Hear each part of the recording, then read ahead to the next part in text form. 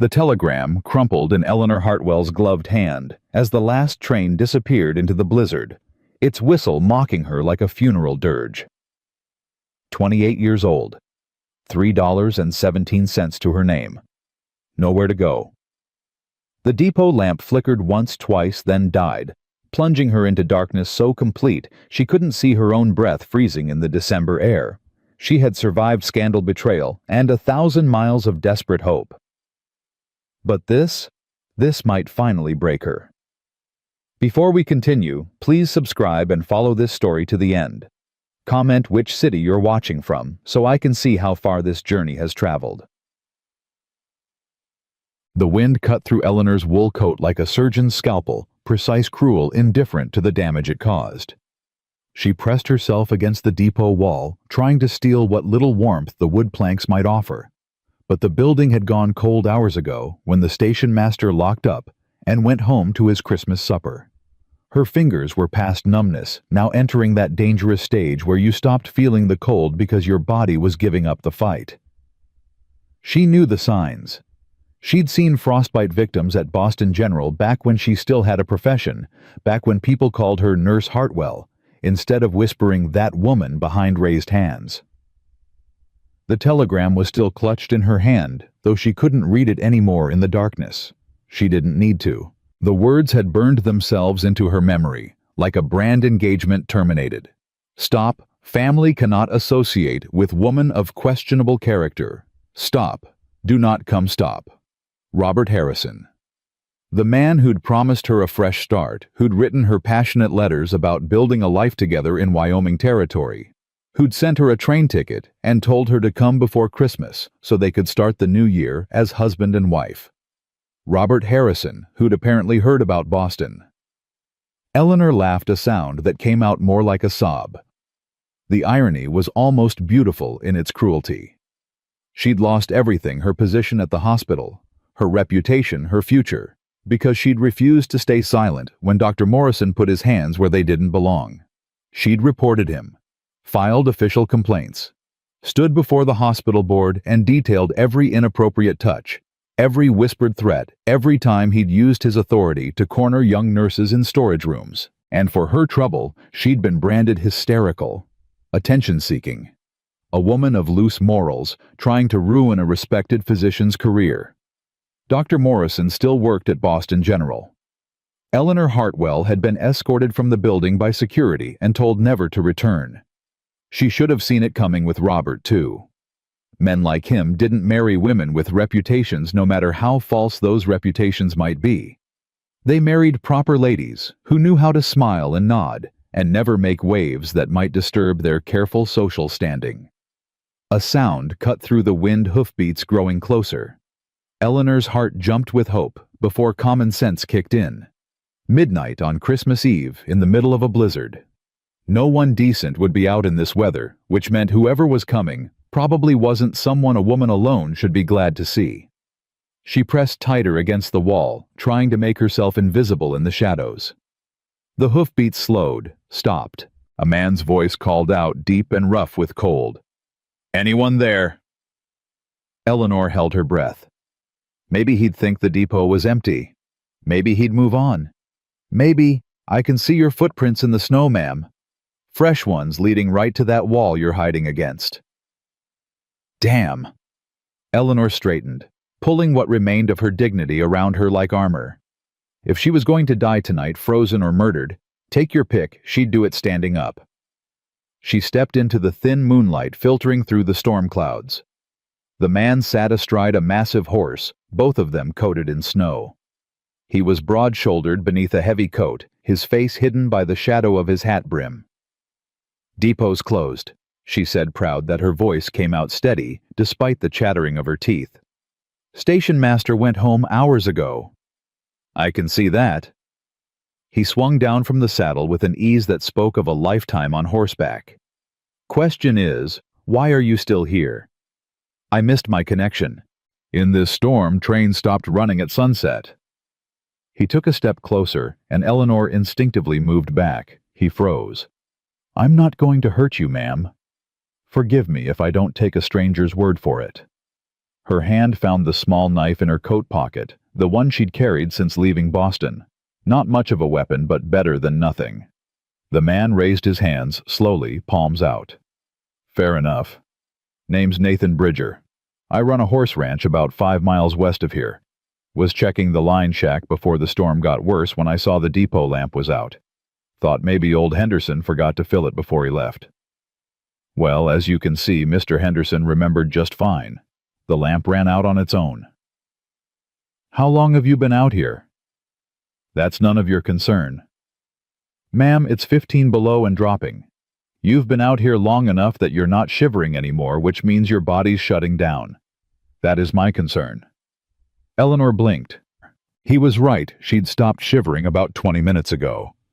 She'd actually felt warmer, which some distant part of her medical training recognized as a very bad sign.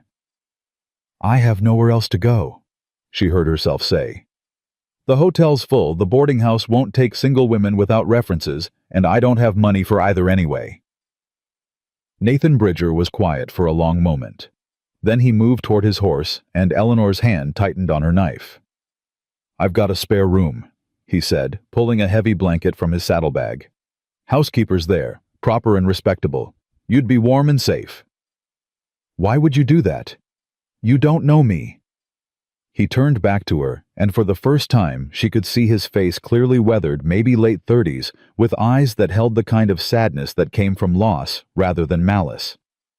Because it's Christmas Eve, he said simply, and because I know what it's like to need help and have nowhere to turn. Eleanor wanted to refuse. Wanted to tell him she didn't need charity, didn't need rescuing, could take care of herself the way she always had. But her lips were too numb to form the words, and her legs were starting to buckle beneath her. The room has a lock, Nathan added. On the inside, and my word as a gentleman that you'll be treated with respect under my roof. A gentleman. Eleanor almost laughed. She'd known plenty of men who called themselves gentlemen while they did ungentlemanly things in dark corners. But the alternative was freezing to death against a depot wall, and spite alone wasn't enough to keep her warm. One night, she said, just until the storm passes. One night, he agreed. He held out the blanket. May I?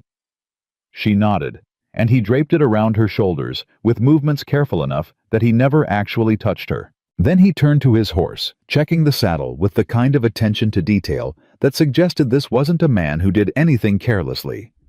Can you ride, or should I walk beside you? I can ride. Probably. Maybe. She hadn't been on a horse since she was 12, but damned if she'd admit weakness now. Nathan led the horse to the depot platform, using the height to help Eleanor mount without requiring him to lift her. Another careful gesture. Another sign that maybe possibly he actually meant what he said about respect. He swung up behind her, keeping a proper distance, his arms reaching around her, only enough to grasp the reins. Hold on to the saddle horn. I'll keep you steady. The ride through the blizzard should have been terrifying. The snow was so thick, Eleanor couldn't see more than a few feet ahead.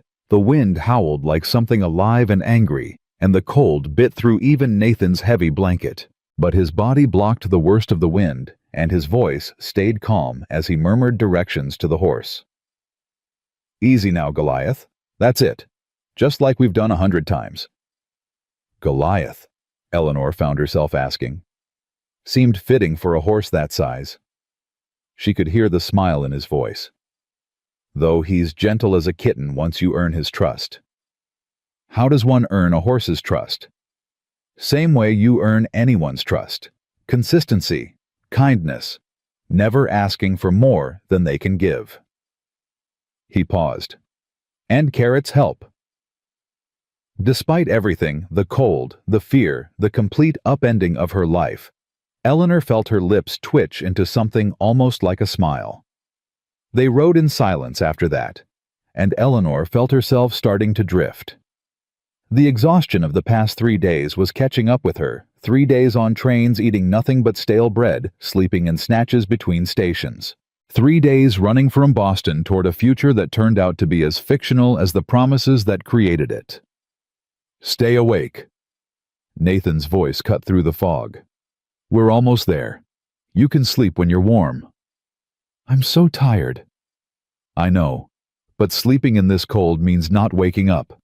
Tell me something, anything. Keep your mind working. Like what? Where are you from? What brought you to Wyoming? The truth tried to claw its way out of her throat. Scandal, betrayal, desperation. But Eleanor had learned the hard way that the truth rarely set you free. It just gave people ammunition. Boston, she said instead. I was supposed to marry a man in Silver Ridge. Was supposed to. He changed his mind. Nathan was quiet for a moment. His loss. The words were simple matter of fact, as if he was commenting on the weather rather than passing judgment on a man he'd never met. But something in Eleanor's chest cracked a little at the casual kindness. Lights appeared through the swirling snow, golden and warm, spilling from windows like promises of safety. A house materialized out of the darkness, 2 stories solid and well-built. Smoke rose from the chimney, and Eleanor could smell wood burning, could imagine the heat waiting inside. We're here, Nathan said. Hold on, I'm going to dismount first. He slid from the saddle landing in knee-deep snow with barely a sound. Then he reached up to help Eleanor down, his hands careful on her waist, releasing her the moment her feet touched the ground. The front door burst open before they reached the porch. Nathan Bridger, what in God's name are you doing out in... The woman stopped mid-sentence, her eyes landing on Eleanor. She was perhaps 60, with steel gray hair and the kind of face that suggested she'd seen enough of life to be surprised by very little. Who's this? Found her at the depot. Mrs. Carson, this is... Nathan paused. I apologize, ma'am. I never got your name. Or... Eleanor Hartwell. Mrs. Carson's eyes sharpened. Hartwell, the nurse from Boston. Eleanor's blood went cold. How do you... Your fiancé's been telling anyone who'll listen that you're a woman of questionable character, said you'd be coming through on the evening train, and that folks should know to avoid you. The older woman's expression was unreadable. Come inside before you freeze to death. We'll sort out the character questions after you thaw out. Eleanor wanted to run. Wanted to disappear back into the blizzard rather than face another town's judgment, another round of whispers and sideways glances. But Nathan's hand was gentle on her elbow, guiding her toward the warmth, and she was too damn tired to fight anymore. The house wrapped around her like an embrace. Heat from a massive fireplace, the smell of pine and bread, and something cooking that made her stomach clench with hunger. A Christmas tree stood in the corner, decorated with strings of cranberries and paper ornaments that looked handmade. Sit. Mrs. Carson pointed to a chair near the fire. Nathan, get that wet coat off her before she catches pneumonia. I'll make tea. Nathan helped Eleanor out of her coat with the same careful respect he'd shown all night. Her hands were shaking so badly she couldn't work the buttons, and he took over without comment, his own hands steady and warm. Thank you, she whispered. Don't thank me yet. Mrs. Carson's got questions, and she won't be shy about asking them. I heard that, the older woman called from the kitchen. Eleanor managed a weak laugh. Is she always like this? Worse when she's being protective. Nathan hung her coat on a hook near the fire. Fair warning, she was my wife's mother. Lost her daughter 5 years back. Been keeping house for me ever since, and she's got opinions about pretty much everything. Your wife. Eleanor processed that information. I'm sorry for your loss. Something flickered across Nathan's face, grief old and worn smooth by time. Thank you. Lily was. She was everything good. Before Eleanor could respond, a sound from upstairs made them both turn. Footsteps quick and light, followed by a boy appearing on the landing.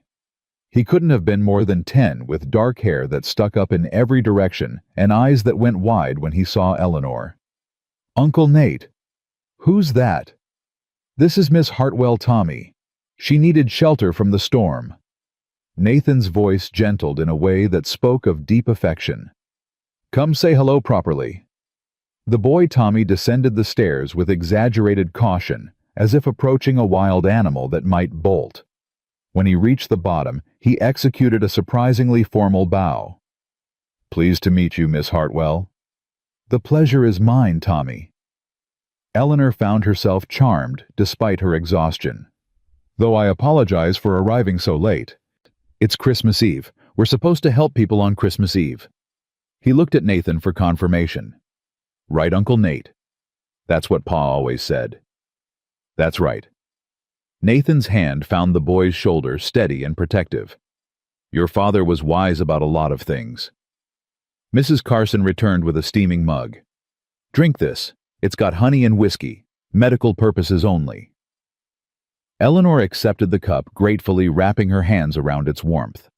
The tea was strong and sweet, the whiskey burning pleasantly as it went down. She could feel it spreading through her system, fighting back the cold that had settled into her bones. "Now then." Mrs. Carson settled into a chair across from her, hands folded in her lap, like a judge preparing to deliver a verdict. "Nathan says you were supposed to marry Robert Harrison. That was the plan. And he called off the engagement." "He did. Because of what happened in Boston." Eleanor met the older woman's eyes steadily. "Yes." "Tell me what happened. The truth, not whatever nonsense Robert's been spreading." This was it. The moment where Eleanor could defend herself, could explain that she'd only done what was right, what was necessary. Or she could stay silent, could protect herself from further judgment by refusing to give people ammunition to use against her. But something in Mrs. Carson's face, a hardness around the eyes, a tightness in the jaw, made Eleanor think that maybe this was a woman who understood what it meant to stand up when staying quiet would have been easier. "I was a nurse at Boston General Hospital," Eleanor began. "One of the senior physicians, Dr. William Morrison, had a reputation for being inappropriate with the younger nurses, touching them when he shouldn't, cornering them in supply rooms, using his authority to make them uncomfortable." "And you reported him?" Mrs. Carson said. Not a question. "I did. Multiple times. Filed formal complaints with the hospital board, gave them detailed accounts from nurses who were too frightened to come forward themselves." Eleanor's hands tightened on the mug. "The board decided I was hysterical, that I was making up stories to get attention. They dismissed me for creating discord and damaging a respected physician's reputation." "Bastards," Mrs. Carson said flatly. Tommy's eyes went wide. "Grandma. Don't you grandma me. Sometimes the only word that fits is a harsh one." She turned back to Eleanor. "And Robert Harrison heard about this and decided you weren't suitable wife material.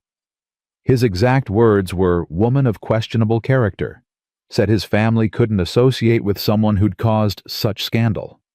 Nathan, who'd been standing silent by the fireplace, made a sound low in his throat.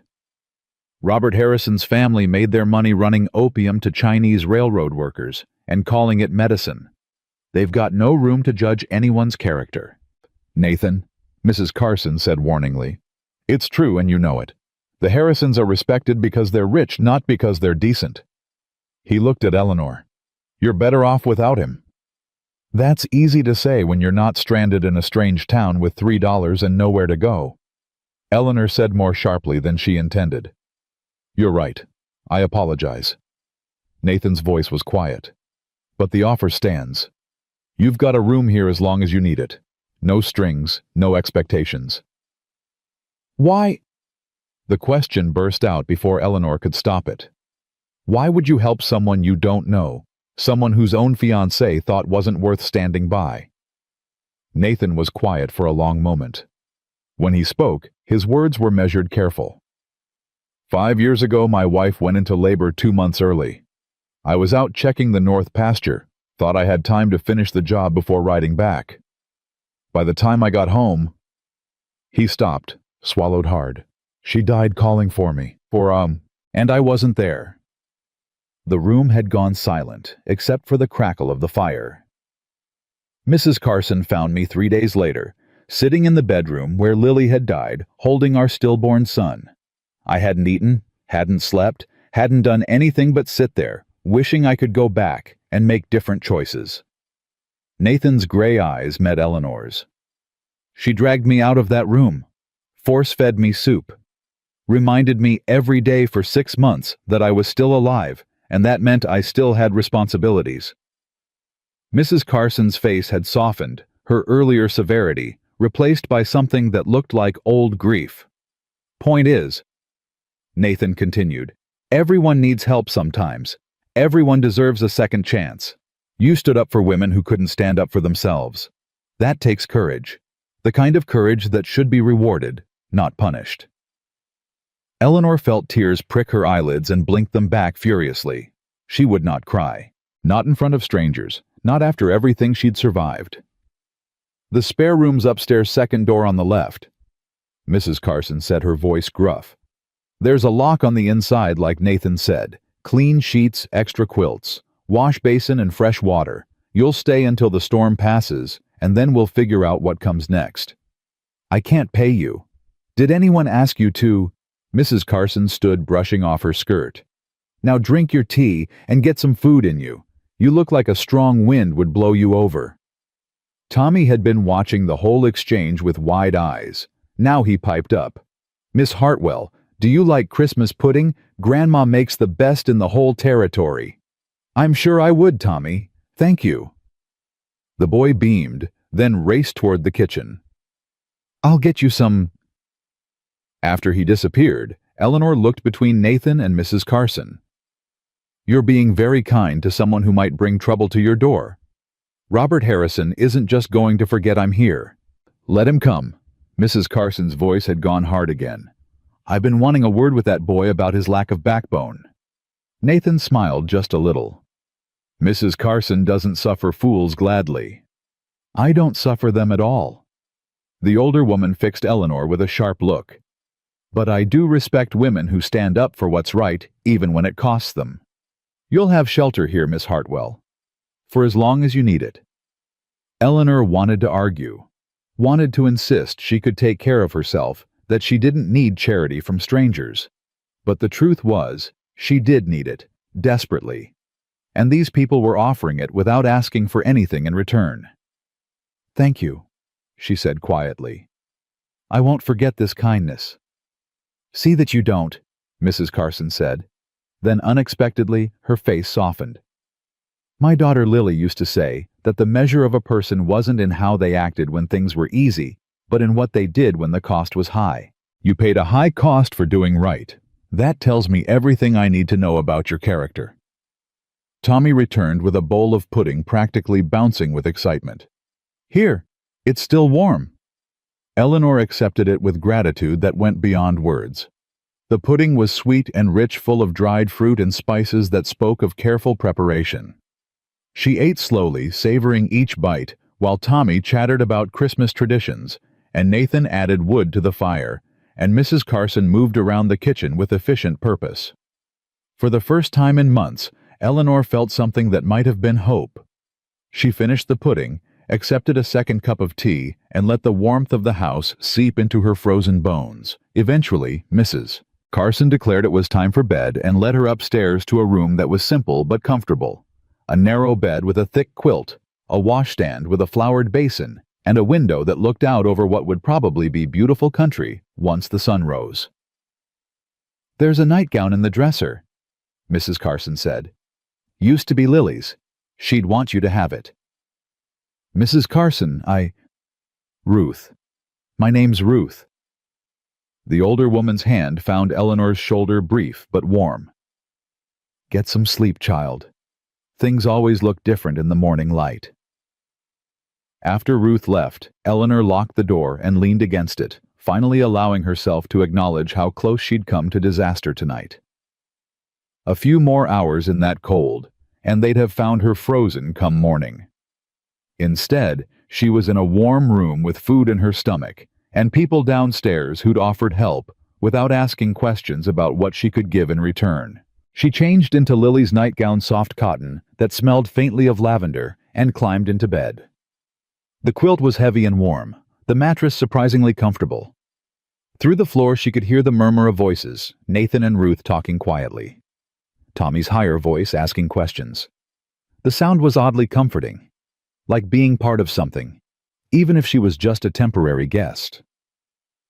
Eleanor closed her eyes and let herself drift too exhausted to fight sleep any longer. Tomorrow, she'd figure out what came next.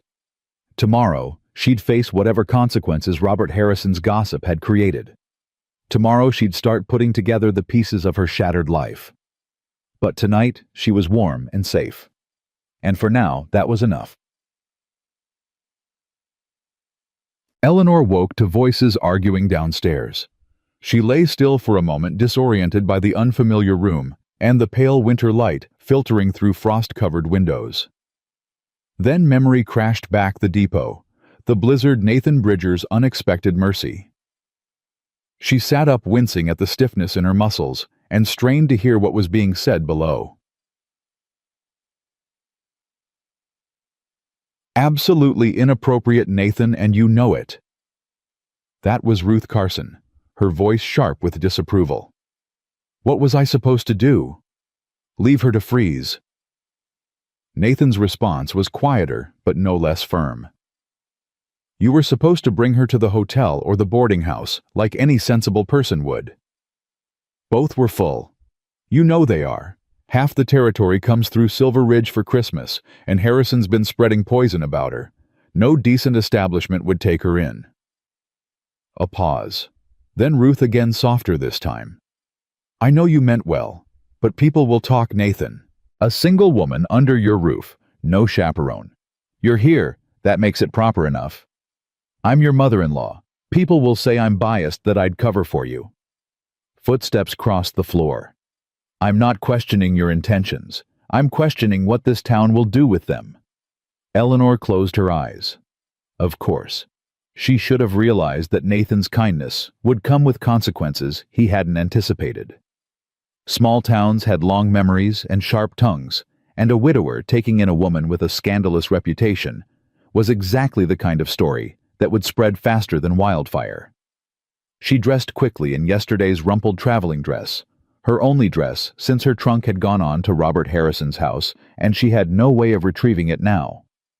Her hair was a disaster, but she did what she could with the pins she'd managed not to lose and descended the stairs with her spine straight and her chin up. Both voices stopped when she appeared in the kitchen doorway. Miss Hartwell.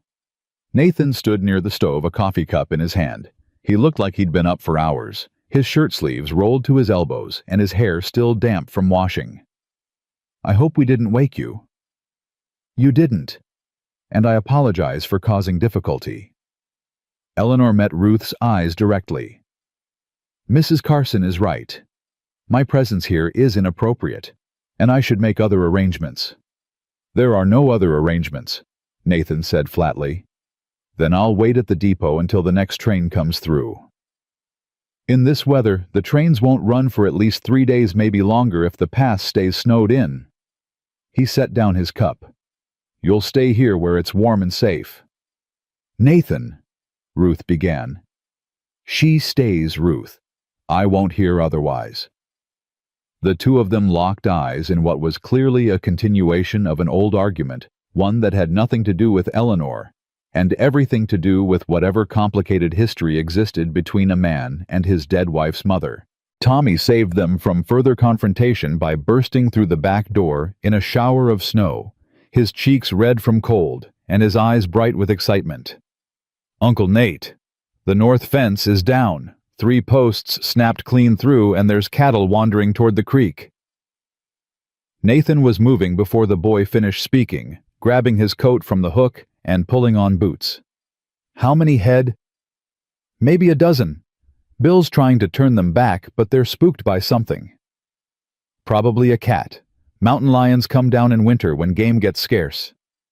Nathan was already halfway to the door. He paused, looked back at Eleanor.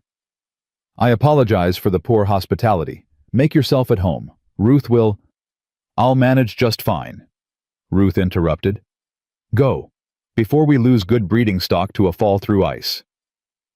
Nathan nodded and disappeared into the white brightness beyond the door, Tommy racing after him, despite Ruth's shouted objection about breakfast and proper coats.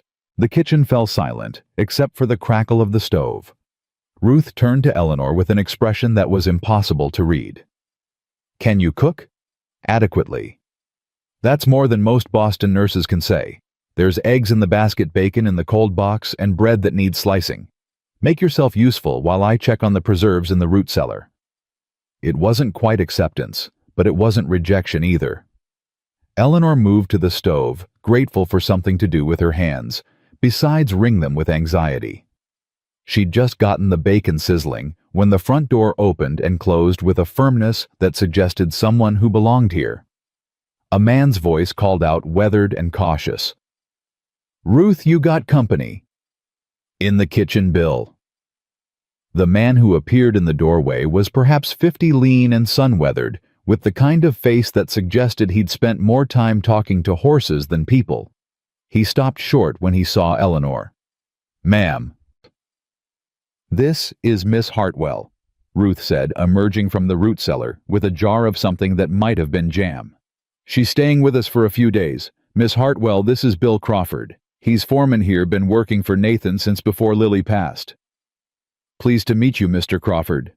Bill's eyes narrowed slightly. "Hartwell, you're the nurse from Boston, the one Harrison was engaged to." "I am." "Heard some things about you in town yesterday. Things Harrison was saying." Eleanor's hands stilled on the bacon fork. "I'm sure you did." "Said you got yourself fired for making up stories about a doctor. Said you couldn't be trusted around decent folk." The kitchen seemed to hold its breath. Ruth's face had gone hard, but she said nothing, waiting to see how this would play out. Eleanor met Bill's gaze steadily. Dr. William Morrison at Boston General Hospital had a habit of putting his hands on young nurses without permission. I reported him. The hospital board chose to believe him over me and half a dozen other women who came forward. Make of that what you will. Bill studied her for a long moment. Then he nodded just once. "My sister worked in a factory back in Pennsylvania. Foreman there had the same habit. She reported him too and got the same treatment." His voice was gruff.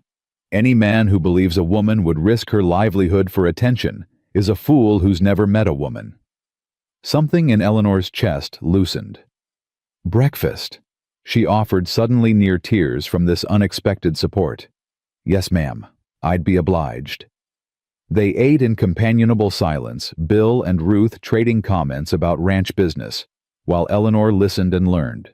The Bridger Ranch ran about 300 head of cattle and specialized in breeding workhorses, massive draft animals, that sold to mines and freight companies throughout the territory. Nathan's father had started the operation 30 years ago, and Nathan had inherited it along with the responsibility of raising his brother's son after a stampede killed Thomas Bridger 2 years back. "Boy's doing well," Bill said around a mouthful of eggs. "Needs a man's guidance, and Nathan's good with him. Patient." "Too patient sometimes," Ruth said. "That boy needs boundaries along with love. He's 10 years old and lost his father. He needs to know he's safe more than he needs discipline." Bill's tone was mild but firm. "Nathan's doing right by him." Before Ruth could respond, the back door crashed open again. Tommy stood there breathing hard, his face pale beneath the windburn. "Grandma Ruth, Uncle Nate says come quick. There's a man at the fence and he's got a gun." Eleanor's blood went cold. Ruth was already moving, grabbing a heavy shawl and a rifle from the rack near the door. "Bill with me. Tommy, you stay inside with Miss Hartwell." "But—" "Inside. Now." The boy's face crumpled with frustration, but he obeyed, stomping into the kitchen and throwing himself into a chair. Eleanor moved to the window, trying to see what was happening. Through the swirling snow, she could make out shapes near the fence line. Nathan stood facing another man across the posts, both of them rigid with tension. Ruth and Bill were approaching from behind Nathan Ruth's rifle, held with the casual competence of someone who knew how to use it. "Is that Robert Harrison?" Eleanor asked quietly. Tommy pressed his face against the window beside her. "Yeah. He comes around sometimes making trouble. Says Uncle Nate's land should belong to his family by rights." "On what grounds?" "Something about old claims from before the war. Uncle Nate's father filed proper, but Harrison's grandfather said the land was promised to him first. Tommy's voice dropped. Nobody believes him except Colonel Thornton, and that's because Thornton wants to buy the land himself. Eleanor filed away the name Thornton for later consideration and focused on the scene unfolding outside. Even from a distance, she could see Robert Harrison's face was flushed with anger, could see the way his hand kept dropping toward the pistol at his hip. "We should be able to hear them," Tommy said suddenly. "There's a window in the study that's closer. Uncle Nate keeps it cracked even in winter so the room doesn't get musty." He led Eleanor through the house to a small room lined with books and papers where a window did indeed stand open just enough to let in voices along with the cold air. "No right to keep her here." That was Robert, his voice high and tight with rage. "Miss Hartwell is a guest in my home." Nathan's voice was level-controlled. "She's free to leave whenever she chooses. Until then, she's under my protection." Protection from what? I'm her fiancé. You ended the engagement. Your words, your choice. That means you've got no claim on her. She's a liar and a troublemaker. I've got every right to make sure she doesn't spread her poison in this town. Eleanor flinched. Tommy's hand found hers small and warm and surprisingly steady. "Don't listen to him," the boy whispered. "He's mean and everybody knows it." From the fence line, Ruth's voice cut through the argument like a knife. "Robert Harrison, you put that gun away before I put a hole in your hat to let the hot air out. This doesn't concern you, Mrs. Carson. A man threatening my employer on his own land, that concerns me plenty." Ruth's rifle didn't waver. "Now state your business or get gone. We've got work to do." Robert's face twisted with something ugly. "My business is with the woman you're harboring. Miss Hartwell owes me an explanation for the embarrassment she's caused my family." "I owe you nothing." Eleanor hadn't meant to speak, hadn't meant to get involved, but the words burst out before she could stop them. She pushed open the study window fully and leaned out into the cold. "You ended our engagement based on gossip without even asking for my side of the story. You owe me an apology, if anything." Robert's eyes found her, and the hatred in them was almost physical. "You destroyed a good man's reputation with your lies. I told the truth about what Dr. Morrison did. The fact that people chose not to believe me doesn't make it less true. You're a disgrace to decent women everywhere. And you're a coward who can't stand by someone the moment it becomes inconvenient." Eleanor's voice rose despite her intention to stay calm. "You wrote me letters about love and partnership, about building a life together. But the first time that life required you to show some backbone, you folded like a cheap suit." Nathan had turned to look at her, something that might have been admiration flickering across his face. Bill was grinning openly. Even Ruth's stern expression had softened into something that looked almost like pride. Robert, on the other hand, looked like he might explode. "You'll regret this, both of you." He swung his gaze from Eleanor to Nathan. "Bridger, you take her side. You're making an enemy of every respectable family in this territory." "Then I guess I'll have to live with that," Nathan said calmly. "Colonel Thornton won't like it. He's got plans for this land, and he doesn't take kindly to people who oppose him." "Thornton can take his plans, and—" Nathan stopped himself with visible effort. "Tell the Colonel I'm not interested in selling, and I'm not interested in his opinion about my house guests." Robert's hand moved toward his gun. Bill's rifle came up in the same instant. "Don't." The moment stretched out taut as a wire. Eleanor realized she was holding her breath, her hand gripping Tommy's so tight, the boy made a small sound of protest. Then Robert seemed to deflate his hand, falling away from his weapon. "This isn't over, Bridger.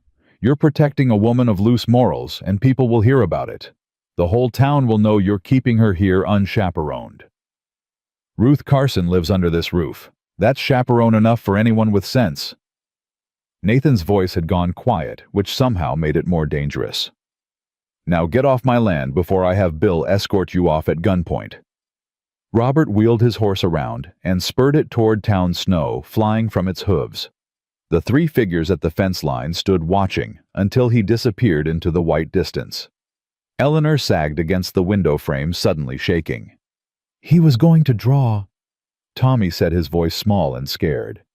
He almost drew on Uncle Nate. But he didn't. Eleanor tried to make her voice steady. Your uncle handled it. This time. But Mr. Harrison's got friends. Rich friends who don't like Uncle Nate because he won't sell them the ranch. Tommy looked up at her with eyes too old for his face. Are you really going to stay, even though it'll cause trouble?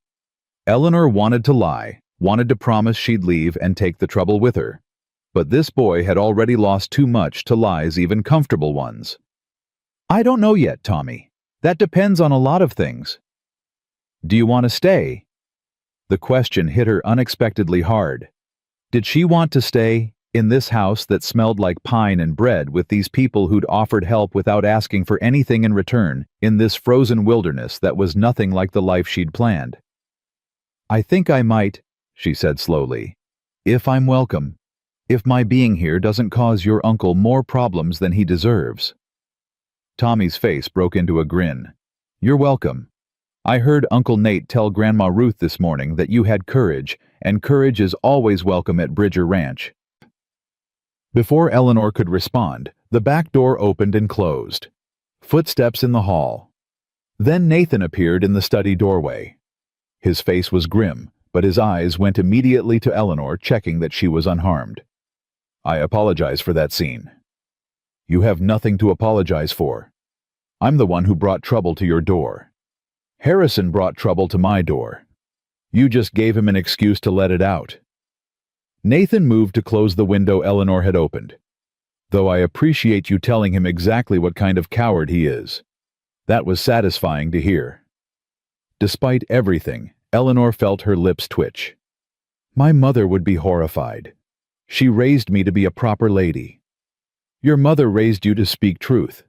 That's better than proper any day. Ruth appeared behind Nathan, still carrying her rifle. That boy's going to make trouble. He and Thornton both. Let them try. Nathan's voice was flat.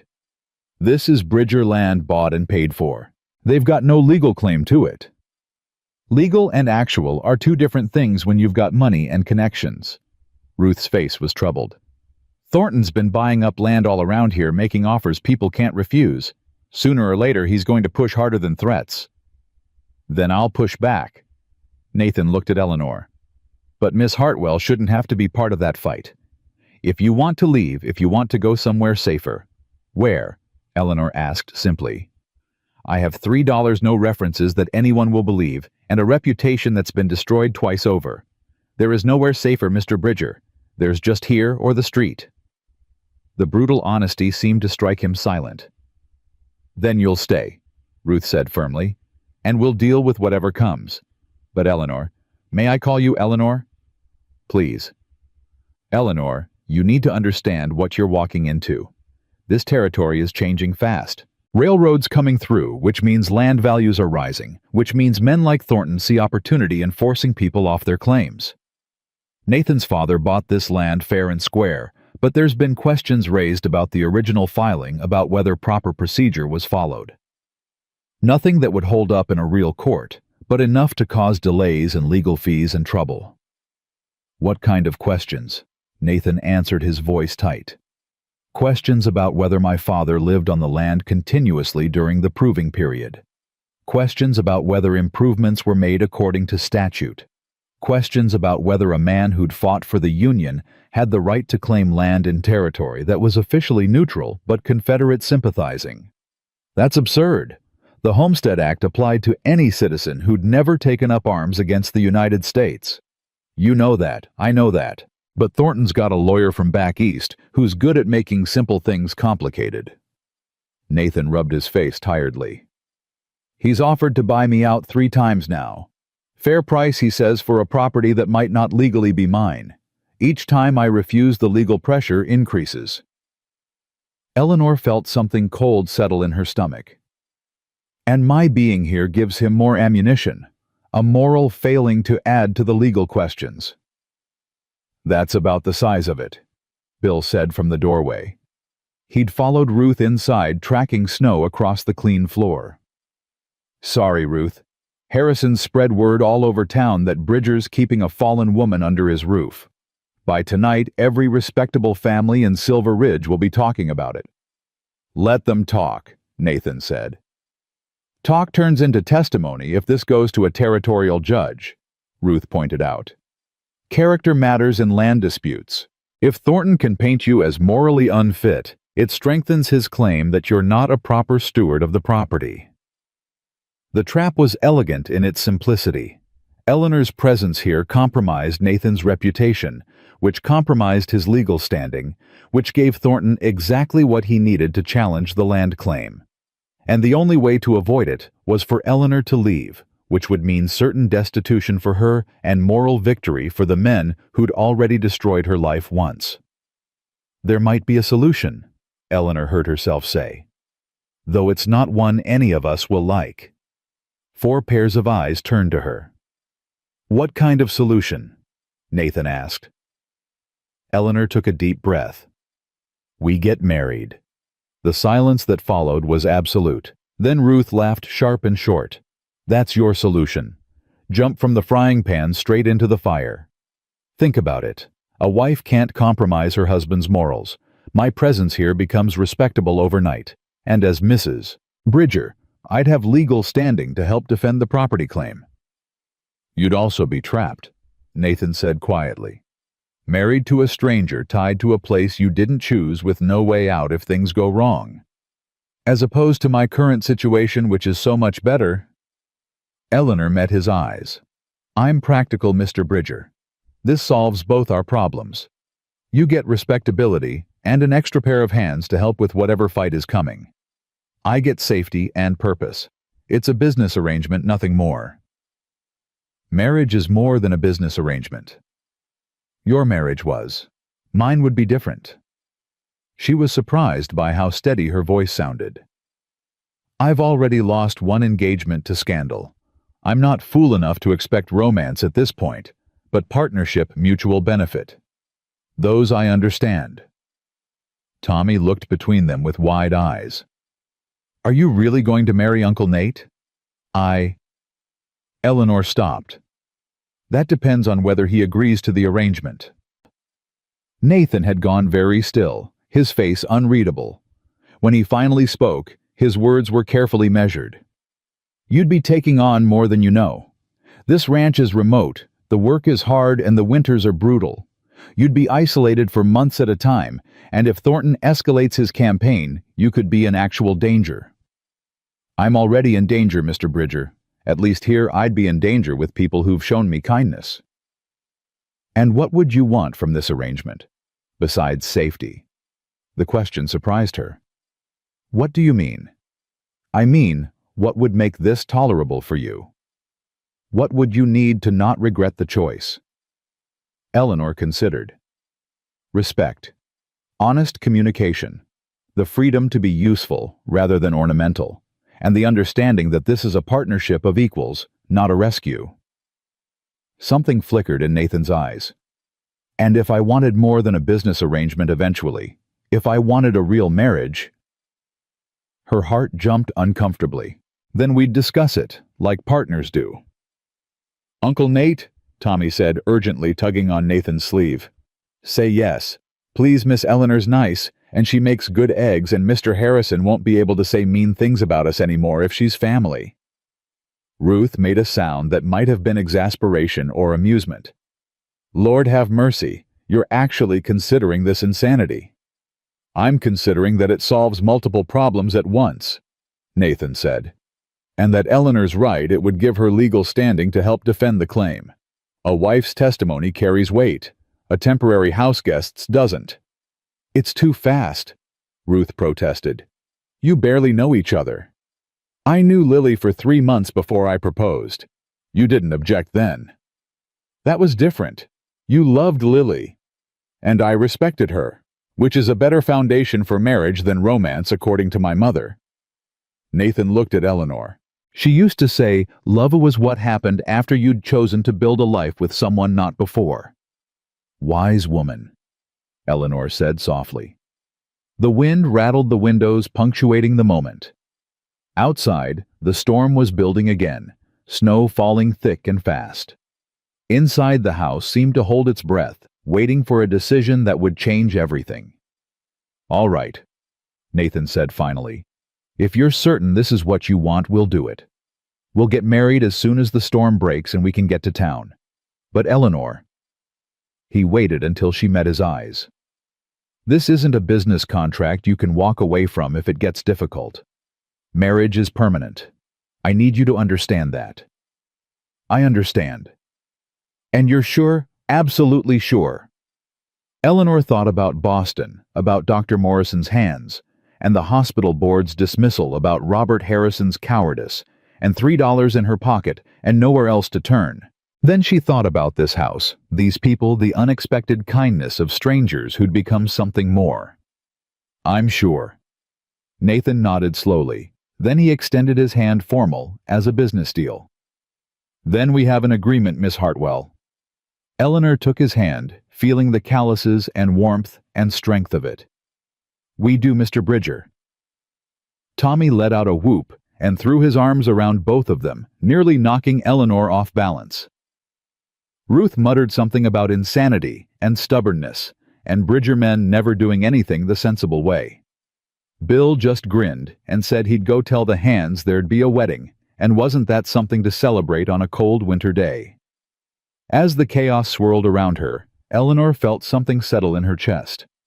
Not happiness exactly, and certainly not the romantic joy she'd once imagined for her wedding day, but something solid and real and strangely right.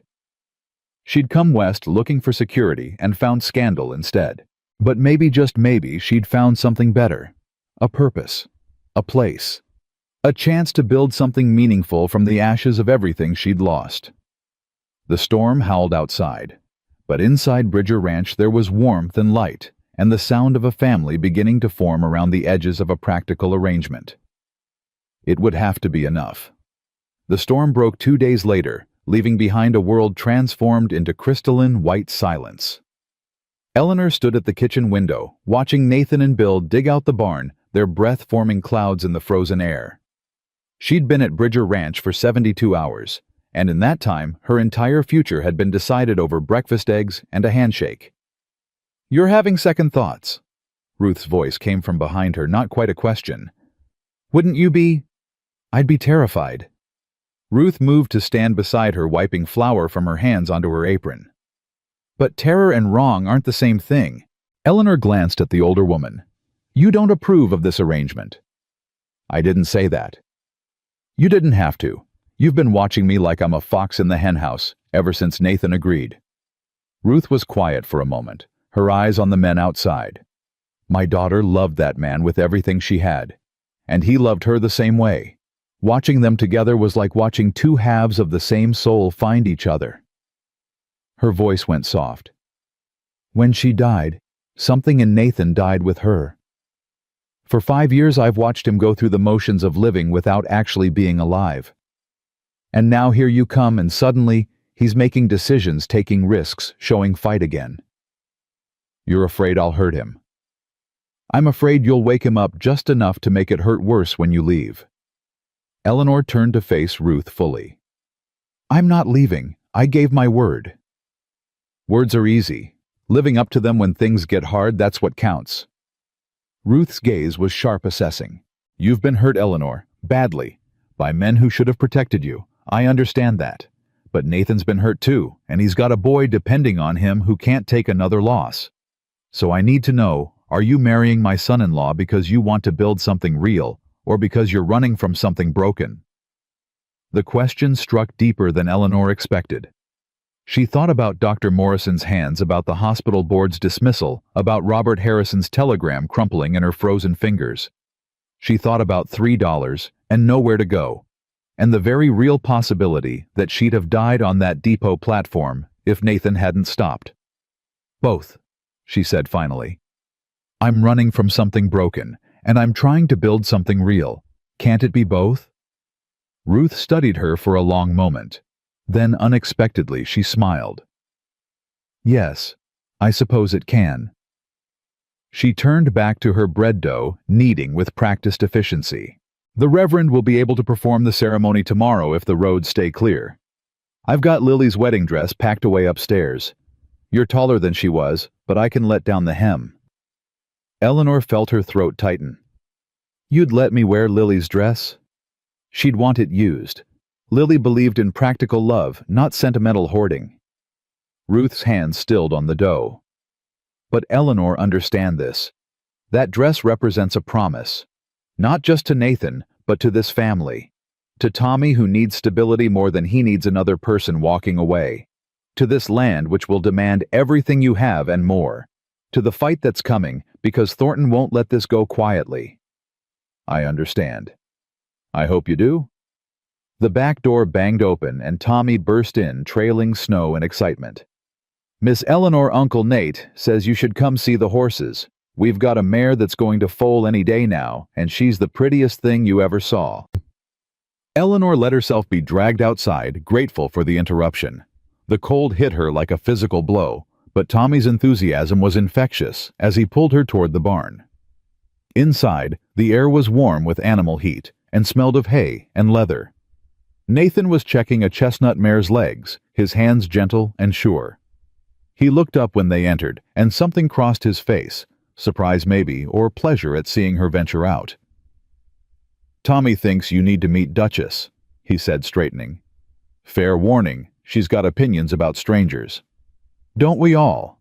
Eleanor approached slowly, extending her hand for the mare to sniff.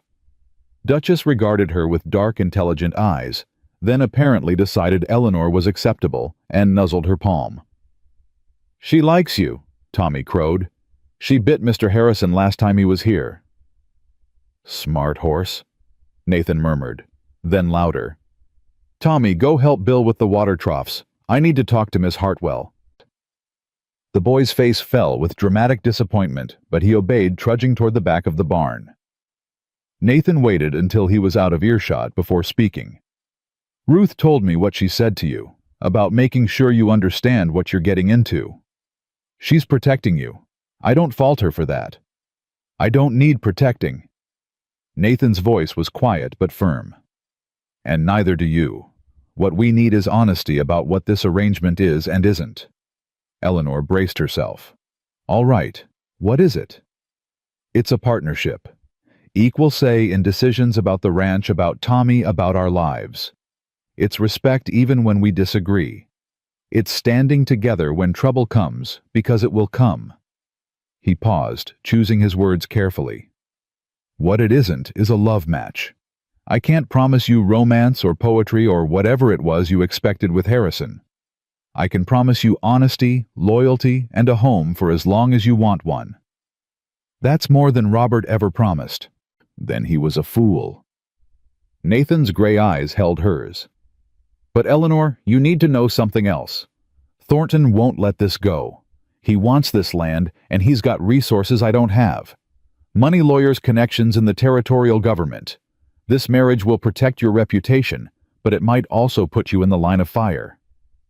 "What kind of fire?" Nathan was quiet for a moment, stroking Duchess's neck. When he spoke, his voice carried old pain. "Lily died in this barn. Not from childbirth complications like people think. From a fall she took when someone left the hayloft ladder sabotaged. She was 8 months pregnant, came out to check on a sick calf, and the ladder gave way under her weight." Eleanor felt ice form in her veins. "Someone sabotaged it." "I can't prove it. Bill checked the ladder afterward, said the break was clean like it had been sawed partway through. But there were no witnesses, no evidence that would hold up legally. The territorial marshal called it an accident." Nathan's jaw was tight. But 3 weeks before she died, Thornton had made his first offer to buy the ranch, and Lily was the one who told him no, told him Bridger land wasn't for sale at any price. "You think Thornton killed your wife?" "I think Thornton wants this land badly enough that people who stand in his way tend to have accidents." Nathan met her eyes. "I'm telling you this because you deserve to know what you're marrying into. This isn't just about respectability or business arrangements. It could be dangerous." Eleanor thought about Boston, about standing before the hospital board and knowing her career was over, but speaking truth anyway. About choosing conscience over safety, even when the cost was everything she'd worked for. I've been in danger before, she said quietly. At least here, I'd know who my enemies are. Something flickered in Nathan's expression. Respect maybe, or the beginning of something deeper. All right then. Tomorrow we'll ride into town and make this official. But tonight, I think we should tell Tommy properly. He deserves to understand what's happening. They found the boy in the tack room supposedly organizing bridles, but actually carving something into a piece of scrap wood with a knife that looked too large for his hands. He looked up guiltily when they entered. I'm not making a mess, Uncle Nate. I promise I'll clean up. What are you making? Eleanor asked. Tommy held up the wood shyly. It was rough, but recognizable, a horse mid-gallop with careful detail in the mane and tail. It's supposed to be Duchess, for when her foal comes, so I can remember what she looked like before. It's beautiful, Tommy. Really? His face lit up. Pa used to carve. He made me a whole set of animals before he died. I'm trying to learn, but I'm not very good yet. Nathan knelt beside his nephew, his voice gentle. You're better than you think. Your father would be proud. He paused. Tommy, Miss Hartwell and I need to talk to you about something important. The boy's eyes went wide. Are you really getting married? Yes. Tomorrow, if Reverend Murphy can perform the ceremony. And Miss Eleanor will stay here forever. That's the plan. Tommy launched himself at Eleanor with enough force to make her stumble. His arms wrapped around her waist, his face pressed against her coat, and she felt him trembling. Hey now, she said softly, her hand finding his hair. What's this about? I don't want you to leave like Ma did. His voice was muffled against her coat. Everybody leaves. Eleanor's heart cracked. She knelt down to his level, taking his face in her hands. Tommy, look at me. I'm making a promise to your uncle tomorrow, and I don't break promises. I'm staying. You understand? But what if something bad happens? What if the ladder breaks again, or... Tommy. Nathan's voice was rough with emotion. Nothing's going to happen to Miss Eleanor. I won't let it. You couldn't stop it before. The words hung in the air like smoke. Nathan flinched as if struck, and Eleanor saw the guilt he carried written across his face. He blamed himself for Lily's death, for not being there, for not protecting her. No, Nathan said quietly. I couldn't stop it before. But I've learned from that mistake. This time I'll be more careful. We all will be. Promise? Tommy's voice was small. I promise. The boy seemed to accept this, wiping his eyes on his sleeve. Can I call her Aunt Eleanor after you're married? If she doesn't mind. Tommy looked at Eleanor hopefully. She felt something shift in her chest, some wall she'd been maintaining since Boston crumbling under the weight of this child's need. I'd like that very much. They walked back to the house through snow that crunched beneath their boots, Tommy chattering between them about wedding plans and whether there would be cake, and could he please wear his Sunday suit even though it was getting too small. The normalcy of it felt surreal against the backdrop of sabotaged ladders and dangerous enemies. That evening, Ruth pulled out Lily's wedding dress. It was simpler than Eleanor expected, cream-colored wool with pearl buttons and lace at the collar, practical enough for frontier life, but beautiful in its simplicity. She made it herself. Ruth set her fingers gentle on the fabric. Spent 6 months on the lacework. Said if she was going to marry a rancher, she wanted a dress she could actually move in. Eleanor touched the lace carefully. It's lovely. Try it on. I need to see where to let down the hem. In the privacy of the guest room, Eleanor slipped into the dress. It fit surprisingly well through the bodice, though Ruth was right about the length.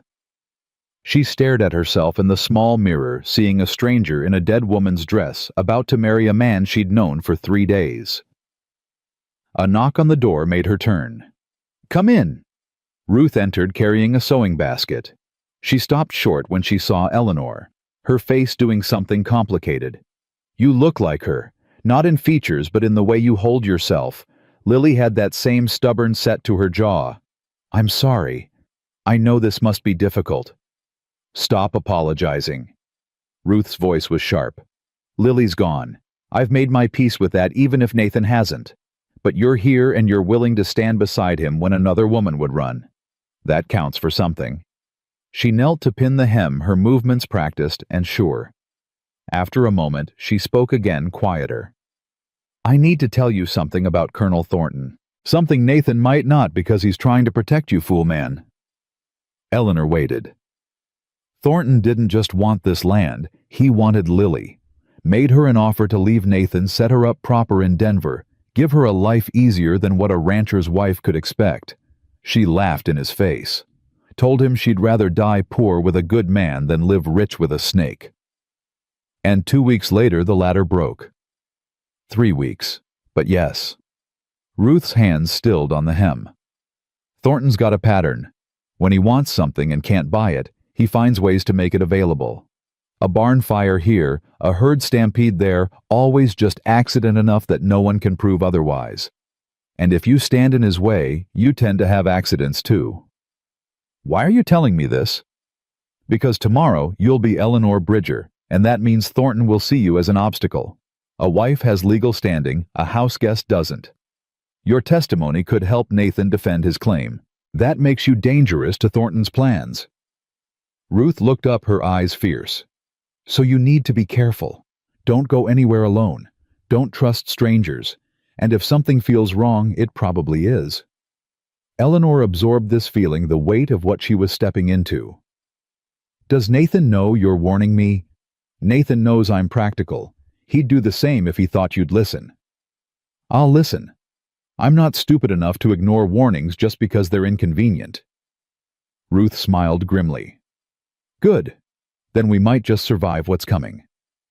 The next morning dawned clear and cold, the kind of winter day where the sky was so blue it hurt to look at. Eleanor dressed in Lily's altered wedding dress, her hands shaking only slightly as she fastened the pearl buttons. Ruth had found a sprig of pine to pin in her hair, and Tommy had presented her with a handkerchief embroidered with wildflowers that had belonged to his mother. "For something borrowed," he said solemnly. "Ma would want you to have it." They rode to town in the wagon, Bill driving, while Nathan sat beside Eleanor in the back. Tommy wedged between them, radiating excitement. The boy had been up since dawn, polishing Nathan's Sunday boots and making sure everyone looked proper for church. Silver Ridge was larger than Eleanor expected. Maybe 200 people spread across a main street lined with false-fronted buildings. The church stood at the end of town, white-painted and simple, with a bell tower that reached toward the clear sky. Reverend Josiah Murphy met them at the door, a weathered Irishman in his 50s with kind eyes and a forthright manner. "Nathan, Mrs. Carson, and you must be Miss Hartwell." His handshake was firm. "I'll be honest, I've heard some talk about you in town. Most of it from Robert Harrison, none of it charitable." "I imagine not. Harrison's a fool and a coward, and I've told him so to his face." Murphy's brogue was thick with disapproval. "Any man who'd abandon a woman in a blizzard over gossip isn't worth the air he breathes. You're better off with Bridger here." "That remains to be seen," Eleanor said with a slight smile. Murphy laughed. "I like her, Nathan. She's got spine." They entered the church, and Eleanor was surprised to see it wasn't empty. A dozen people sat scattered across the pews, Bill Crawford and the other ranch hands, a few townspeople she didn't recognize, and in the front row a couple who looked to be in their 30s. Nathan followed her gaze. "Sam and Ann Hartford. They run the farm north of here. Good people." Ann Hartford rose and approached her, smile warm. "Miss Hartwell, welcome to Silver Ridge. I know the circumstances are unusual, but I wanted you to know there are folks in this town who judge people by their character, not their gossip." "Thank you, Mrs. Hartford." "Ann, please. We're neighbors now, or will be soon enough." She glanced at Nathan. "And for what it's worth, I think you're doing the right thing. Both of you." The ceremony itself was brief. Reverend Murphy spoke about partnership and covenant, about choosing to build something lasting in a hard land, about the kind of love that came from shared purpose rather than romantic fancy. His words were practical and real, stripped of sentimentality, but full of truth.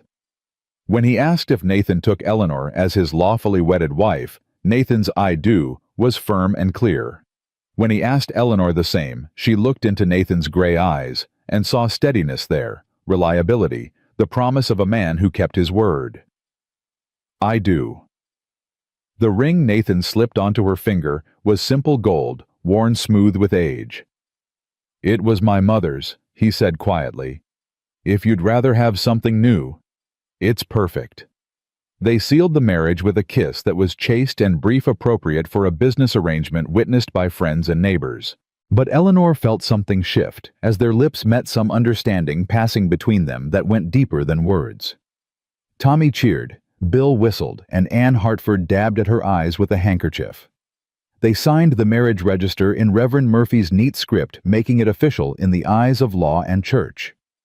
Eleanor Hartwell became Eleanor Bridger in a ceremony that lasted less than 20 minutes, standing in a borrowed dress, beside a man she barely knew, promising to build a life from the ruins of everything she'd lost. As they left the church, Anne Hartford pressed a small package into Eleanor's hands. "A wedding gift. Just some preserves and bread, but I wanted you to have something to mark the day." "You're very kind. I'm practical. New wives need friends, especially when they're marrying into complicated situations." Anne's voice dropped. "If you need anything, and I mean anything, you send word. Sam and I don't have much, but what we have we share." Before Eleanor could respond, a commotion from the street drew everyone's attention. A black carriage had pulled up in front of the church, expensive and out of place in this frontier town. The door opened, and a man stepped out. Colonel Beauregard Thornton was perhaps 50, with silver hair and the upright bearing of career military. His Confederate gray coat was immaculate despite the muddy streets, and his pale blue eyes swept across the assembled group with cold assessment. "Bridger," he said, his voice cultured and southern soft. "I heard you were getting married. Thought I'd offer my congratulations." "We don't need your congratulations, Thornton." Nathan's voice had gone flat. "Now is that any way to greet a neighbor?" Thornton's smile didn't reach his eyes. "And you must be the former Miss Hartwell. I've heard so much about you from young Harrison." "Colonel." Eleanor kept her voice neutral, but she could feel tension radiating from Nathan beside her. "A hasty marriage." Thornton continued, his tone conversational. "Some might say suspiciously so. One wonders what circumstances might require such urgency." "One might mind one's own business," Ruth said sharply from behind them. Thornton's gaze shifted to her, something ugly flickering across his face before his pleasant mask settled back into place. "Mrs. Carson, still playing nursemaid to your son-in-law, I see. How devoted."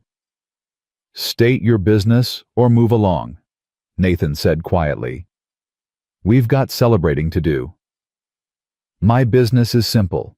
I'm here to make you one final offer for your land. Generous terms, more than fair market value. Enough to set you and your new bride up comfortable anywhere in the territory." Thornton pulled a paper from his coat. "All legal and proper, drawn up by my attorney." "The answer's no. Same as it's been every other time you've asked." "Nathan, be reasonable. The railroad's coming through this valley. I've got it on good authority. The line will run right through your northern pasture. The territorial government will take that land by eminent domain if you don't sell willingly. Better to profit now than lose it for pennies later." Eleanor felt Nathan tense beside her. "You seem awful certain about where that railroad's going." "I have connections in Helena. They keep me informed." Thornton's smile was sharp. "Point is, your land will be taken one way or another. I'm offering you a chance to walk away with dignity and money intact. Or," the single word was quiet but dangerous, "or things get complicated. Questions about your title, about whether proper homesteading requirements were met. Questions about moral fitness to maintain a claim, particularly now that you've married a woman of questionable reputation." Thornton's eyes flicked to Eleanor. "No offense intended, Mrs. Bridger." "Plenty taken," Eleanor said coolly. "I'm giving you 1 week to consider my offer," Thornton continued, as if she hadn't spoken.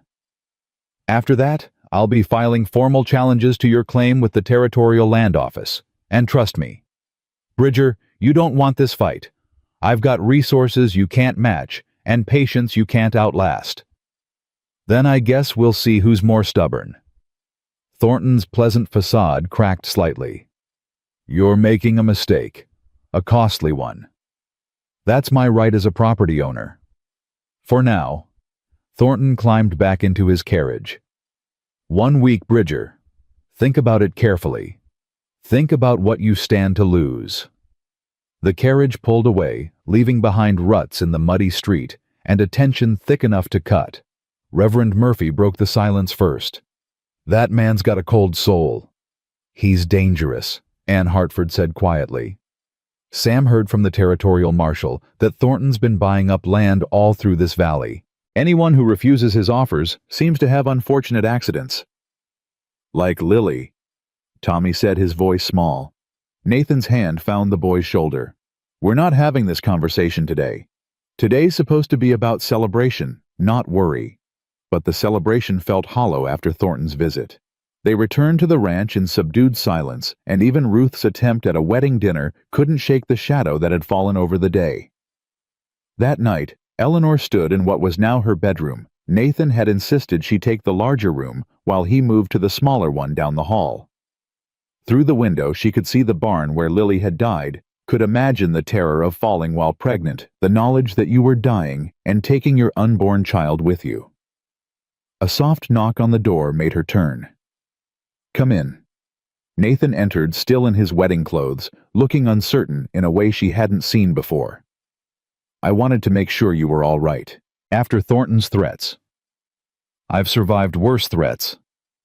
Maybe, but those threats weren't backed by money and territorial connections. He moved to stand beside her at the window. Eleanor, I need you to understand something. If you want to leave, if this is too much, I'll help you get somewhere safe.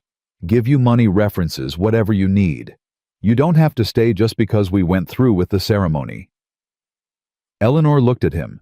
This man who'd saved her from freezing, who'd offered shelter without asking for anything in return, who was now trying to give her an escape route from the very marriage she'd proposed. Do you want me to leave? No. God, no. The words came out raw. But I won't trap you in something that might get you killed. I'm already trapped, Nathan. By reputation, by lack of options, by a world that punishes women for speaking truth.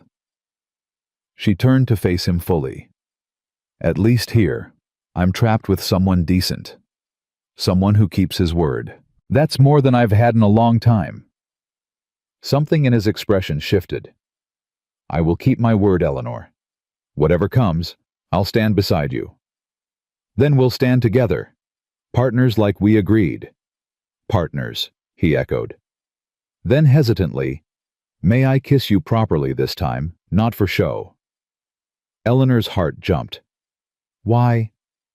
Because you're my wife, and I'd like to mark that somehow, but only if you're willing. She studied his face, seeing sincerity there, not demand. Seeing a man asking permission, rather than taking what he thought he was owed. All right. This kiss was different from the brief ceremony press of lips. Nathan's hand came up to cup her face, gentle and warm, and his mouth moved over hers with careful attention. Eleanor felt heat spread through her, unexpected and startling, and when they broke apart, she was breathing hard. I should let you rest, Nathan said, his voice rough. It's been a long day. After he left, Eleanor sat on the edge of her bed and stared at the simple gold band on her finger. She'd married a stranger to save her reputation and found herself bound to a man who might actually be worth the risk. But outside in the darkness, enemies were gathering, and the price of this marriage might be higher than either of them had imagined. Tomorrow, she'd start learning to be a rancher's wife. Tonight, she'd let herself feel the strange mix of hope and terror that came from choosing an unknown future over a certain disaster. The wind rattled her window, and somewhere in the distance, a wolf howled. Eleanor pulled Lily's quilt around her shoulders and tried not to think about sabotaged ladders and cold-eyed colonels and the very real possibility that she'd traded one kind of danger for another. But she'd made her choice, and she'd live with it. That's what Bridgers did.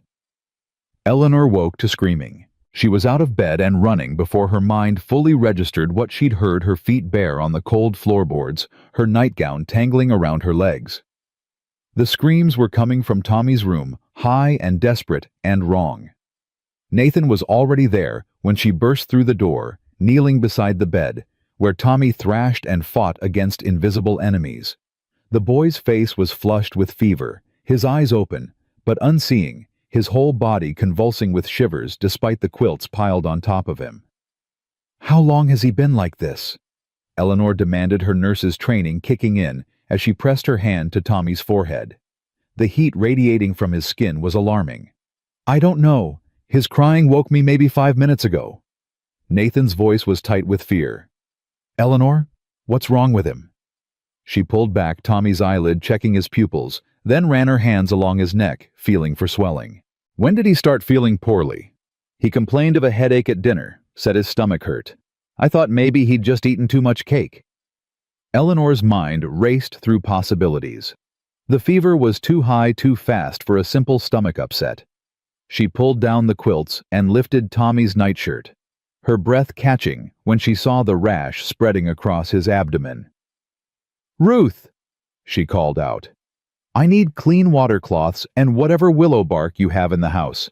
Now." The older woman appeared in the doorway, took one look at Tommy, and disappeared without questions. Eleanor turned back to Nathan. "Help me get him to the kitchen. We need to cool him down before the fever causes permanent damage." Between them, they carried the boy downstairs, Tommy still fighting and crying out in his delirium. Eleanor had Nathan hold him in a chair while she stripped off the sweat-soaked nightshirt and began sponging him down with cool water Ruth brought from the pump. "What is it?" Nathan asked, his voice raw. "What's making him like this?" "I think it's scarlet fever. The rash, the high temperature, the rapid onset. It all fits." Eleanor worked quickly, her hand steady despite the terror clawing at her chest. "In Boston, I saw cases like this. Children would be fine one day and burning up the next." "How do we treat it?" "We cool the fever, keep fluids in him, and pray." She looked up at Nathan, seeing her own fear reflected in his eyes. "I'm not going to lie to you. This is serious. Children die from scarlet fever, especially when the fever spikes this high." "No." The word came out flat and absolute. "Not Tommy.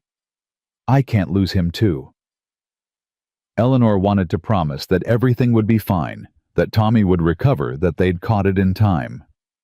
But she'd learned the hard way that false comfort helped no one. "Then we fight," she said instead. "But Nathan, you need to prepare yourself. The next few hours will tell us whether he's strong enough to beat this." Ruth appeared with an armful of supplies, cloths, a basin dried willow bark for tea, and a bottle of something that smelled medicinal. "This is all we've got. Bill's riding to fetch Doc Preston from town, but in this snow he won't make it back before morning. Then we work with what we have." Eleanor crushed the willow bark and poured boiling water over it, letting it steep while she continued cooling Tommy's skin.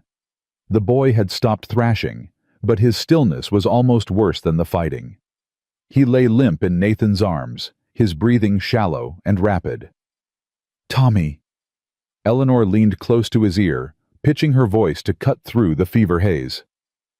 "Tommy, can you hear me? I need you to drink something." No response. She tried again, louder this time. "Thomas Bridger, you listen to me. You're going to drink this tea, and you're going to fight this fever, and you're going to get better. Do you understand?" A flicker behind his eyelids. His lips moved, forming words too quiet to hear. "That's it. Come on, Tommy. Come back to us." She held the cup to his lips, tilting it carefully. "Just a sip. That's all I need." He swallowed, choked, coughed, but some of the liquid went down, and that was enough to build on. Over the next hour, Eleanor managed to get half the cup into him, alternating between willowbark tea and plain water. Always talking, always encouraging, always refusing to let him slip away into unconscious darkness. Nathan held his nephew through all of it, his arms steady even when his face showed the strain. Ruth moved around them with quiet efficiency, bringing fresh water, wringing out cloths, keeping the stove fed so the kitchen stayed warm. "Tell me about Boston." Nathan's voice broke the tense silence. "Tell me about the cases you treated there." Eleanor understood what he was asking. He needed reassurance that she knew what she was doing, that Tommy was in capable hands. So she talked, describing the hospital ward where she'd worked, the children she'd nursed through fevers and infections, the techniques she'd learned from doctors who actually respected her skill. There was a girl about Tommy's age who came in with scarlet fever worse than this. Her mother brought her in too late after the fever had been raging for 2 days. I thought we'd lose her. Eleanor sponged Tommy's chest, watching his breathing. But she was stubborn, fought that fever like it was a personal enemy. 3 days later, she walked out of the hospital demanding pancakes. "Tommy's stubborn too," Nathan said quietly. "Gets it from his father. Thomas was the most pig-headed man I ever knew." "Tell me about him." So Nathan talked, his voice rough with memory and grief, about a brother who'd been his best friend, about teaching Thomas to ride and rope and read, about the day Thomas brought home a bride and became a father, about the stupid accident that had killed him too young. "Stampede," Nathan said. Thomas was trying to turn the herd before they ran into a ravine. His horse went down and he went under the hooves. Bill found him after, brought him home so we could bury him proper. His arms tightened around Tommy. "This boy is all I have left of my brother. I can't lose him." "You won't." Eleanor made the promise, even though she had no right to, even though she knew better than to tempt fate with certainty. "I won't let you." The hours crawled past. Tommy's fever stayed dangerously high despite their efforts, and twice Eleanor thought they'd lost him, when his breathing went so shallow she couldn't see his chest move. But each time he rallied his small body, fighting with a determination that broke her heart and gave her hope in equal measure. Dawn was breaking when Tommy's eyes finally opened, clear and focused for the first time since the fever struck. "Aunt Eleanor." His voice was barely a whisper. "Why am I in the kitchen?" Eleanor felt tears spring to her eyes. "Because you gave us quite a scare, young man. How do you feel?" "Tired and hot, and my stomach hurts." "I know, but you're going to be all right." She pressed her hand to his forehead, nearly sobbing with relief when she felt the fever had broken. His skin was still warm, but nothing like the dangerous heat from before. Nathan made a sound that might have been a laugh or a cry. He buried his face in Tommy's hair, his shoulders shaking. "You scared me, buddy. You scared me bad." "Sorry, Uncle Nate."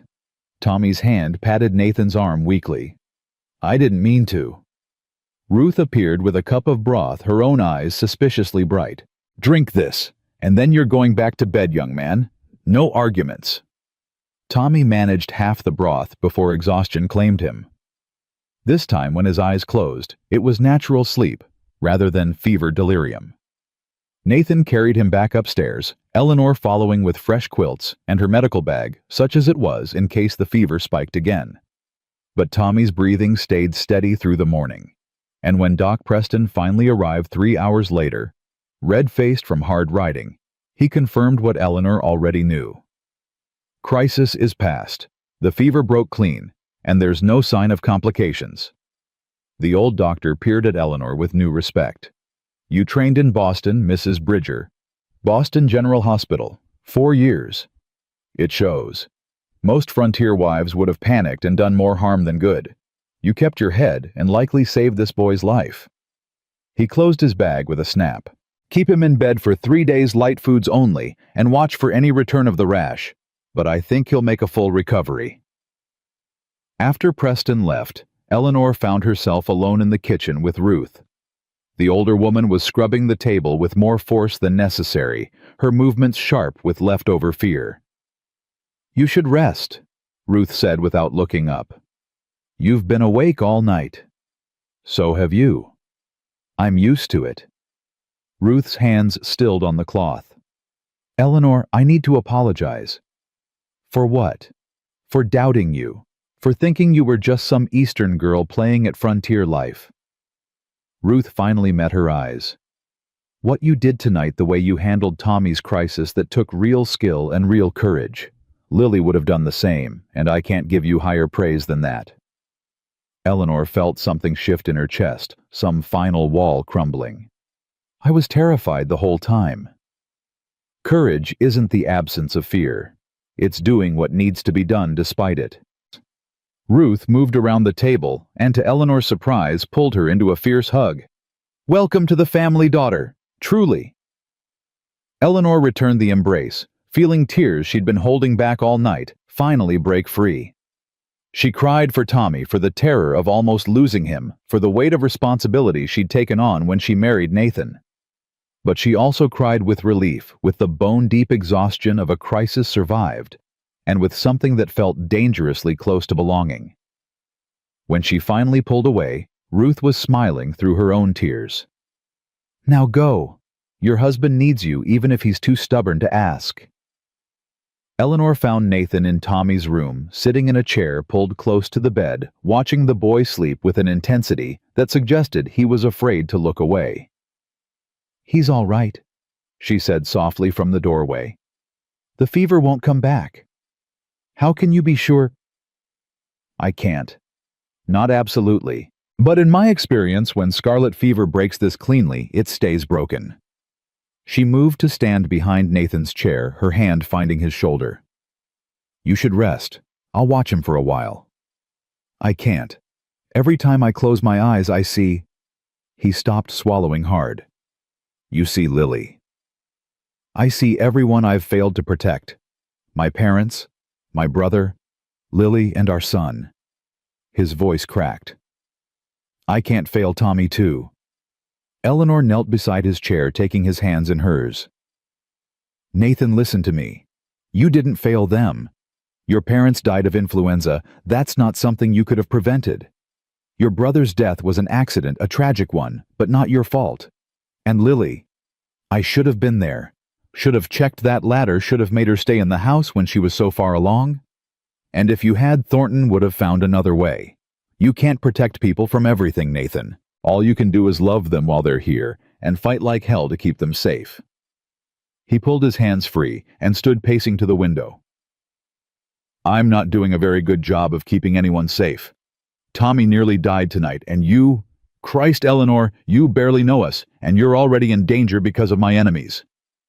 I knew the risks when I agreed to this marriage. Did you really understand what you were walking into? He turned to face her, his expression raw. Because I'm starting to think I made a terrible mistake. I should have sent you to Denver or California, somewhere far from Thornton and his schemes. Instead, I married you and painted a target on your back.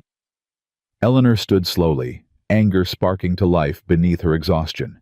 Don't you dare. Don't I dare what? Don't you dare try to make decisions for me because you think I'm too fragile to handle the truth.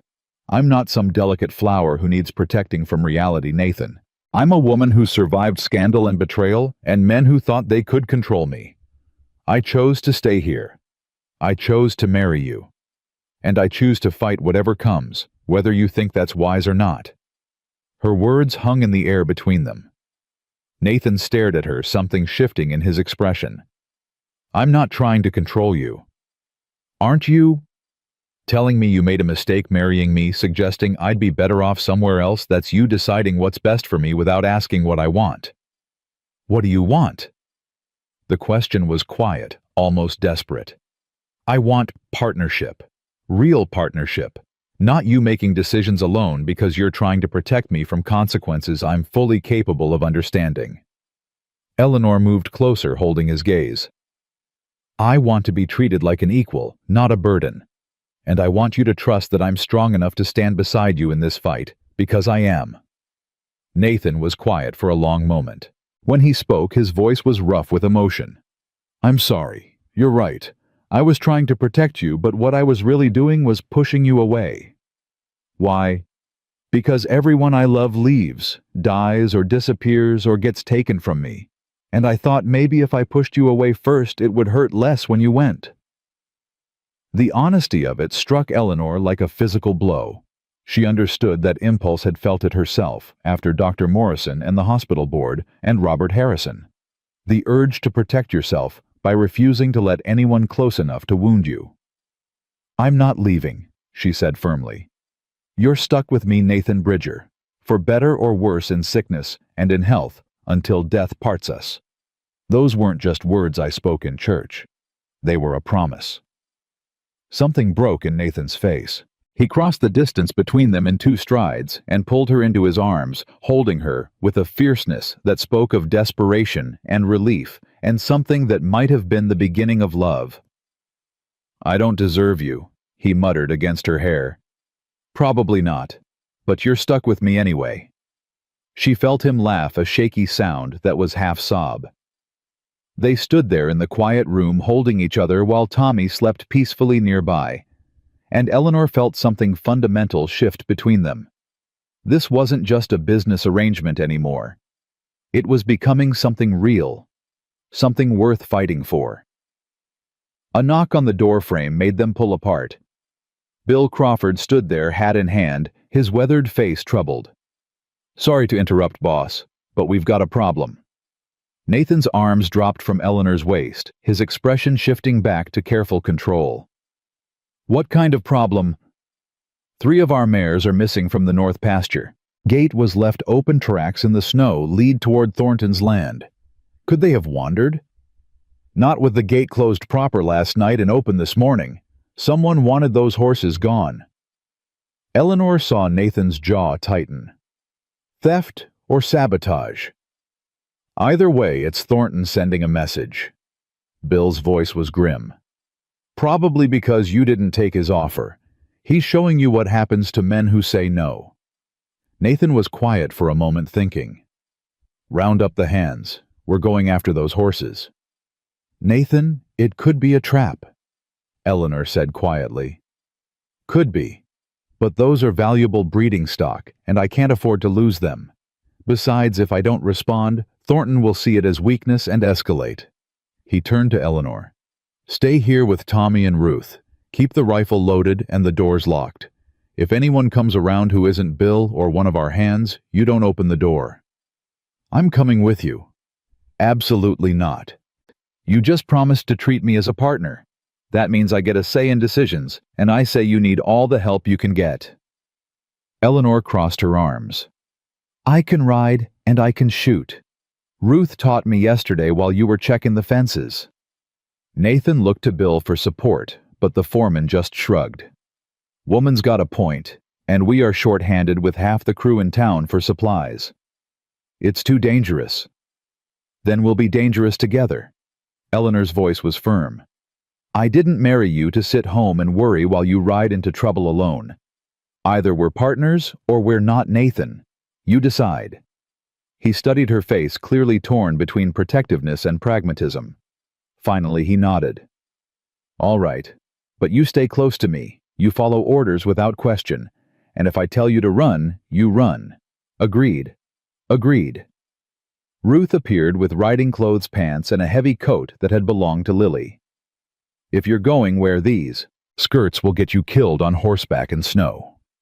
Eleanor changed quickly while Nathan and Bill gathered the hands.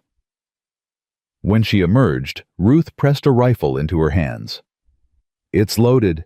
6 shots, and I expect you to use every one if you have to." The older woman's face was fierce. "You bring my boys back safe, you hear me?" "I'll do my best." They rode out into a world of white and silence, 6 riders moving through snow that came up to the horses' knees. Nathan led, following the tracks that were already starting to fill with fresh snowfall. Eleanor rode beside him, her hands steady on the reins despite the fear curling in her stomach. "You all right?" Nathan asked quietly. "Ask me when we get back." He almost smiled. "Fair enough." The tracks led north and west, crossing onto land that officially belonged to no one, but was understood to be part of Thornton's claimed territory. The further they rode, the more exposed Eleanor felt like they were walking into the mouth of a trap that hadn't sprung yet. There. Bill pointed ahead to where 3 horses stood in a makeshift corral, their breath steaming in the cold air. But it was what surrounded the corral that made Eleanor's blood run cold. A dozen men on horseback, all armed, all wearing the hard faces of men paid to cause trouble. And in the center, sitting his horse like he owned the world, was Colonel Beauregard Thornton. "Bridger," Thornton called out pleasantly. "I was hoping you'd come. Saves me the trouble of riding to your place again." Nathan reined in his horse 20 feet from the corral. "Those are my horses, Thornton. I'm taking them home. Are they funny I found them wandering on my land? Finders keepers, as they say. Your land. Last I checked, this section was open range. Last you checked was before I filed claim with the Territorial Office.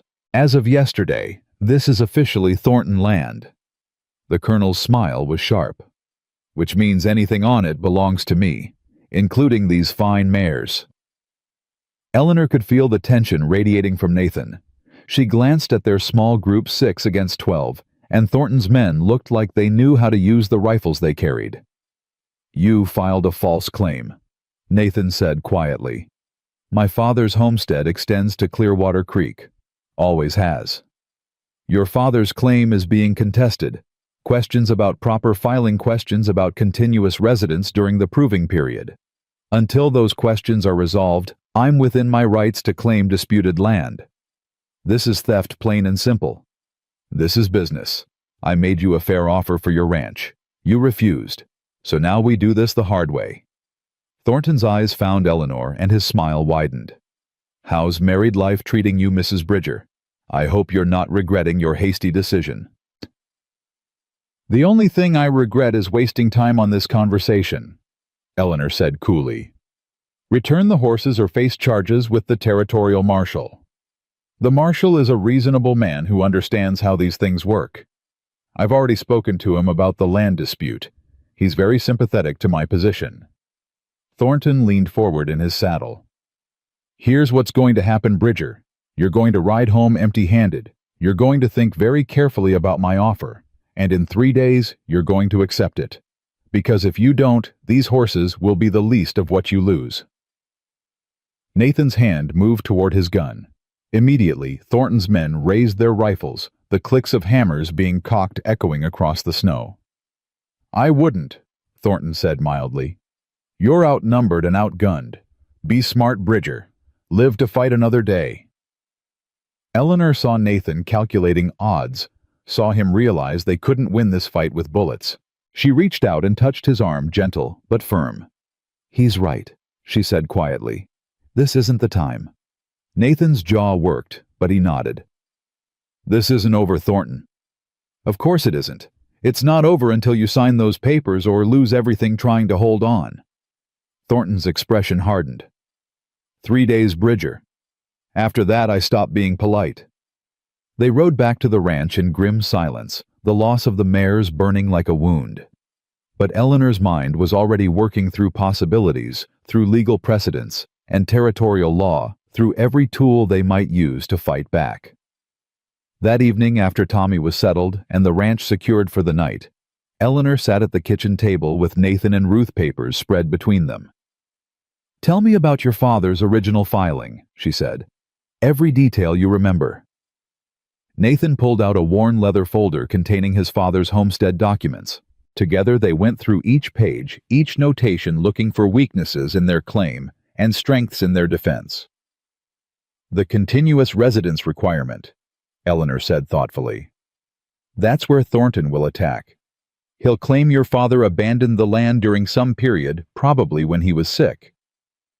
But he didn't. Pa lived here from 1847 until he died in 79. Never left for more than a few days at a time. Can you prove it? Do you have witnesses, records, anything that shows continuous occupation?" Nathan was quiet, thinking. Then his face cleared. "The ledgers. Pa kept ledgers of every transaction, every sale, every purchase, dated and signed by witnesses. If we can show continuous business activity that proves someone was living here managing operations." "Where are these ledgers?" "In the study. 30 years worth. They spent the next 3 hours going through records, building a timeline of continuous occupation and improvement. With each entry, Eleanor's confidence grew. Nathan's father had been meticulous, documenting everything from cattle sales to fence repairs to seed purchases. It was a clear record of a working ranch, actively managed and continuously occupied. "This is good," she said finally. "This is really good. If we can get this in front of an honest judge, Thornton's claim falls apart." "That's a big if. Thornton's got judges in his pocket throughout the territory." "Then we find one he doesn't own." Eleanor looked up at Nathan, seeing hope kindle in his eyes. "We fight this legally, properly, with documentation that can't be disputed. And we do it together." Nathan reached across the table and took her hand. "I meant what I said earlier. I don't deserve you." "Then I suppose you'll just have to spend the rest of your life trying to earn me."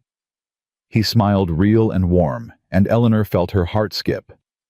This marriage had started as business as survival. But somewhere between Tommy's fever and Thornton's threats and long hours building a defense together, it was becoming something more. Something worth fighting for. Something worth keeping. The territorial courthouse in Cheyenne was nothing like Eleanor had imagined.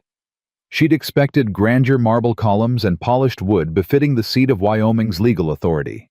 Instead, she found a drafty building that smelled of tobacco and wet wool, packed with ranchers and lawyers and speculators, all jockeying for position in front of Judge Harrison Whitfield. Nathan stood beside her, his Sunday suit brushed clean but showing its age, his hand steady on the leather case containing 30 years of his father's meticulous records. Behind them sat Ruth and Tommy, the boy pale but recovering, insisting he was well enough to travel, despite Eleanor's medical objections. "All rise for the Honorable Judge Whitfield." The judge was a large man, with steel-gray hair and eyes that missed nothing. He settled behind the bench with the air of someone who'd heard every lie and seen every trick the law allowed. Case number 47. Thornton versus Bridger regarding contested land claim in Silver Ridge Territory. Whitfield's voice carried across the crowded room.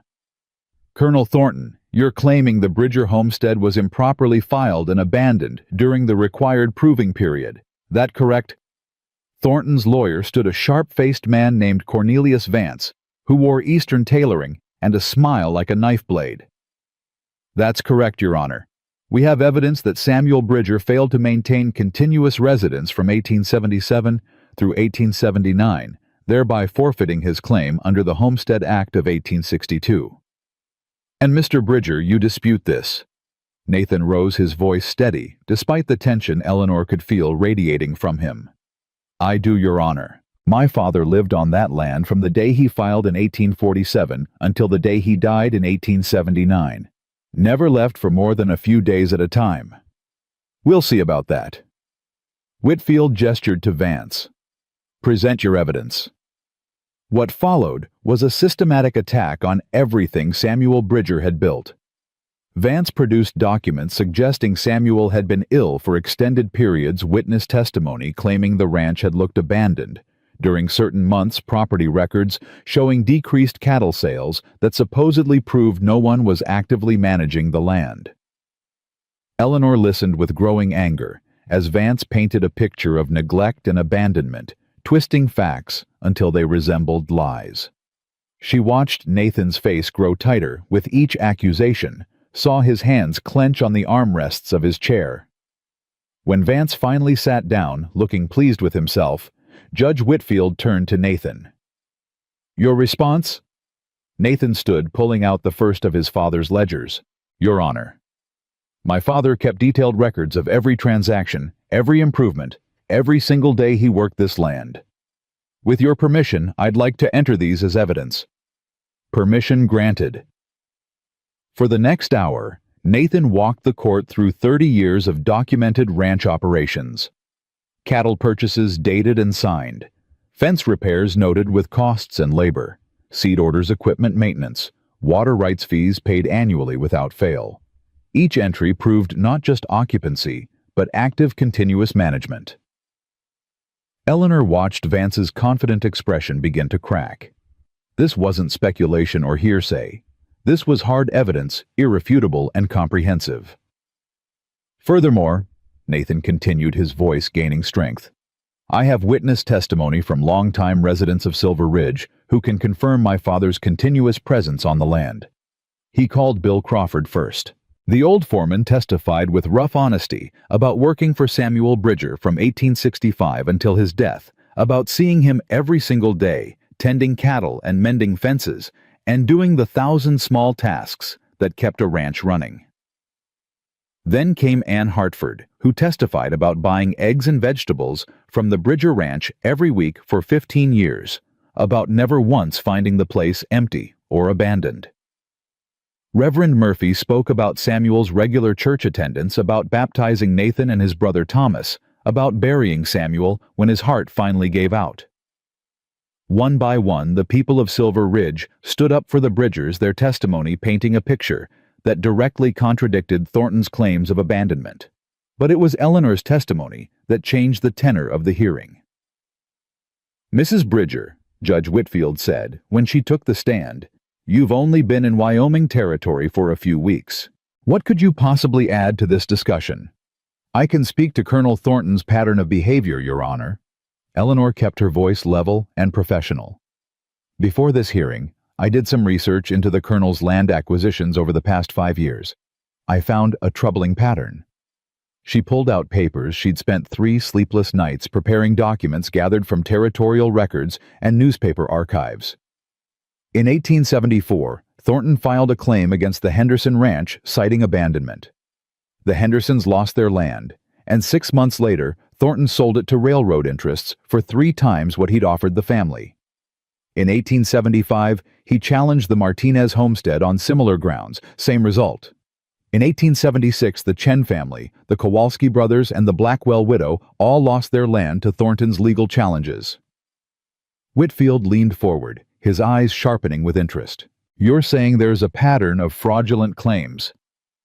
I'm saying that in every case, the families Thornton challenged were sitting on land that became valuable immediately after he acquired it. Railroad routes, mineral deposits, water rights. Somehow the Colonel always knew which parcels would be worth the most. Vance shot to his feet. Objection. This is speculation and has no bearing on the current case. It establishes motive, Eleanor said calmly. The Bridger Ranch sits on the route of the proposed Union Pacific expansion. I have documentation from the Territorial Planning Office showing that the railroad intends to run through the northern section of their property. Land that Colonel Thornton has already offered to sell to the railroad pending his acquisition of the Bridger claim. The courtroom erupted. Judge Whitfield banged his gavel calling for order, but Eleanor could see she'd struck a nerve. Vance was conferring urgently with Thornton, whose face had gone white with barely controlled rage.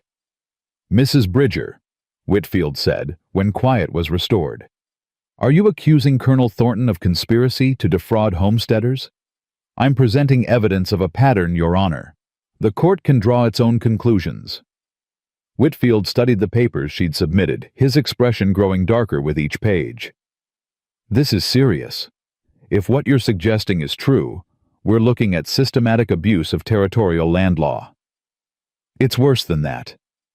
Eleanor pulled out one final document, her hands steady despite her racing heart. I found records showing that Colonel Thornton has been paying certain territorial officials to delay homestead confirmations, allowing him to file competing claims before proper titles are established, including payments to the former Territorial Land Commissioner. That's a damned lie. Thornton was on his feet, his cultured southern drawl slipping into raw anger. Your Honor, I will not sit here and be slandered by some Boston troublemaker who married Bridger out of desperation. Sit down, Colonel. Whitfield's voice cracked like a whip. Mrs. Bridger, can you substantiate these claims? I can, Your Honor. I have bank records showing transfers from Thornton to Commissioner Walsh. I have correspondence between them discussing which homesteads to target. And I have testimony from Walsh's former clerk, who's willing to testify about the arrangement in exchange for immunity. Eleanor had spent the week before the hearing tracking down every lead, calling in favors from old contacts in Boston, using her nursing connections to find people who'd been hurt by Thornton's schemes and were ready to talk. It had been exhausting, dangerous work made more difficult by the need to keep it secret from Thornton's spies in Silver Ridge. But it had paid off. She could see it in Whitfield's face, in the way the other lawyers in the courtroom were suddenly taking notes, in the fear that flashed across Thornton's eyes before his mask of control slammed back into place. "Your Honor," Vance said desperately, "even if these allegations have merit, they don't change the facts of the Bridger case. The question is whether Samuel Bridger maintained continuous residence, not whether my client engaged in other business dealings." "The question," Whitfield said coldly, "is whether this court is being used as a tool for land theft. And based on what I'm hearing, that seems increasingly likely." He turned to Nathan. "Mr. Bridger, I'm prepared to rule on your case immediately. The evidence you've presented is comprehensive and convincing. Your father's claim was properly filed and continuously maintained. Colonel Thornton's challenge is denied." The courtroom exploded with noise. Nathan grabbed Eleanor's hand, squeezing so hard it hurt. Ruth was crying, and Tommy let out a whoop that probably violated courtroom decorum. But Whitfield wasn't finished. "Furthermore, I'm ordering a full investigation into Colonel Thornton's land acquisitions. If evidence of fraud is found, those titles will be voided and the land returned to its rightful owners. Marshal Foster, I want Colonel Thornton detained pending investigation." "You can't do this." Thornton surged to his feet as two marshals moved toward him. "I have rights. I have connections in Washington who will be very interested to learn about your activities, I'm sure." Whitfield's smile was thin and satisfied. "You've been stealing from honest homesteaders, Colonel. That ends today." As the marshals led Thornton away, still protesting his innocence, Eleanor felt Nathan's arm come around her waist. She leaned into him, suddenly exhausted, feeling the weight of the past weeks crash down on her all at once. "You did it," Nathan said quietly, wonder in his voice. "You actually did it. We did it, together." Eleanor looked up at him, seeing joy and relief and something deeper in his gray eyes. "Partners, remember." "Partners," he agreed. Then right there in the crowded courtroom with half of Wyoming territory watching, he kissed her. Not a chaste peck or a business arrangement acknowledgement, but a real kiss full of gratitude and respect, and the beginning of something neither of them had expected to find. When they broke apart, Tommy was grinning. Ruth was dabbing her eyes with a handkerchief, and Bill Crawford was slapping Nathan on the back, hard enough to leave bruises. "Drinks are on me!" Someone shouted from the back of the courtroom, and suddenly they were surrounded by well-wishers and ranchers who'd been waiting for someone to finally stand up to Thornton's schemes. Anne Hartford pushed through the crowd and pulled Eleanor into a fierce hug. "You just saved half the homesteads in this territory. How does it feel?" "Terrifying," Eleanor admitted. "And wonderful. And like I might throw up from the adrenaline." Anne laughed. "That sounds about right. Come on, Sam's holding a table at the restaurant. You need to eat something before you collapse." The celebration that followed was loud and chaotic, and exactly what they all needed after weeks of tension and fear. Eleanor found herself telling the story of her research over and over each time, emphasizing how Nathan's father's meticulous records had made the case possible, how the community's willingness to testify had made the difference. But as the afternoon wore into evening, and they finally headed back to their hotel, Eleanor felt the exhaustion truly hit. Nathan seemed to sense it, sending Tommy and Ruth ahead, while he and Eleanor walked slowly through Cheyenne's quiet streets. "I never thanked you properly," Nathan said after a long silence, "for everything you did. The research, the testimony saving Tommy's life. You've done more for this family in a month than anyone had a right to expect." "I did what needed doing, same as you would have." "No." He stopped walking, turning to face her under a street lamp's golden glow. "Eleanor, what you did went far beyond our agreement. You could have stayed quiet, let me fight this battle alone, protected yourself from Thornton's attention. Instead, you made yourself a target to help people you barely knew. You're my husband. Tommy's my family now. Of course I fought for you. Is that all we are? An agreement? A convenient arrangement? His hands found her face gentle and warm. Because somewhere between the depot and here, you became something more to me than a business partner. Eleanor's heart was pounding. What did I become? Someone I can't imagine my life without. Someone I want to build a real future with, not just a legal partnership. He paused, searching her eyes. I know we started this wrong, rushed and practical and based on necessity more than choice. But Eleanor, if I could go back to that Christmas Eve and do it all again, I'd still stop at that depot. I'd still offer you shelter. I'd still marry you. Because you're the best thing that's happened to me in 5 years, and I was a fool not to see it sooner. Tears were streaming down Eleanor's face before she realized she was crying. I was so angry when Robert's telegram came. So hurt and humiliated and certain my life was over. But Nathan, if he hadn't ended that engagement, I never would have found this. Found you. Found a place where I actually matter, where my skills are valued, where I can make a real difference. So you don't regret it. The hasty marriage, the danger, the complete upending of everything you planned. I regret nothing. She stood on her toes and kissed him, pouring everything she felt into it, gratitude and affection, and the beginning of love. Nothing, except that we wasted so much time being practical when we could have been happy. They made their way back to the hotel in a daze of new understanding. Their hands linked their future suddenly full of possibilities that had nothing to do with business arrangements and everything to do with choice. The ride back to Silver Ridge took 2 days through snow that was finally beginning to melt, revealing the first hints of spring underneath. Tommy chattered endlessly about the trial, about how Aunt Eleanor had stood up to Colonel Thornton, about how Uncle Nate had looked when the judge ruled in their favor. Ruth rode beside Eleanor, her expression thoughtful. You know, when Nathan first brought you home, I thought you'd run. First sign of real trouble, I figured you'd be gone. I thought I might too, Eleanor admitted. What changed? Eleanor thought about it, watching Nathan ride ahead with Tommy, the two of them easy together in a way that spoke of deep love. I realized that running from problems doesn't solve them.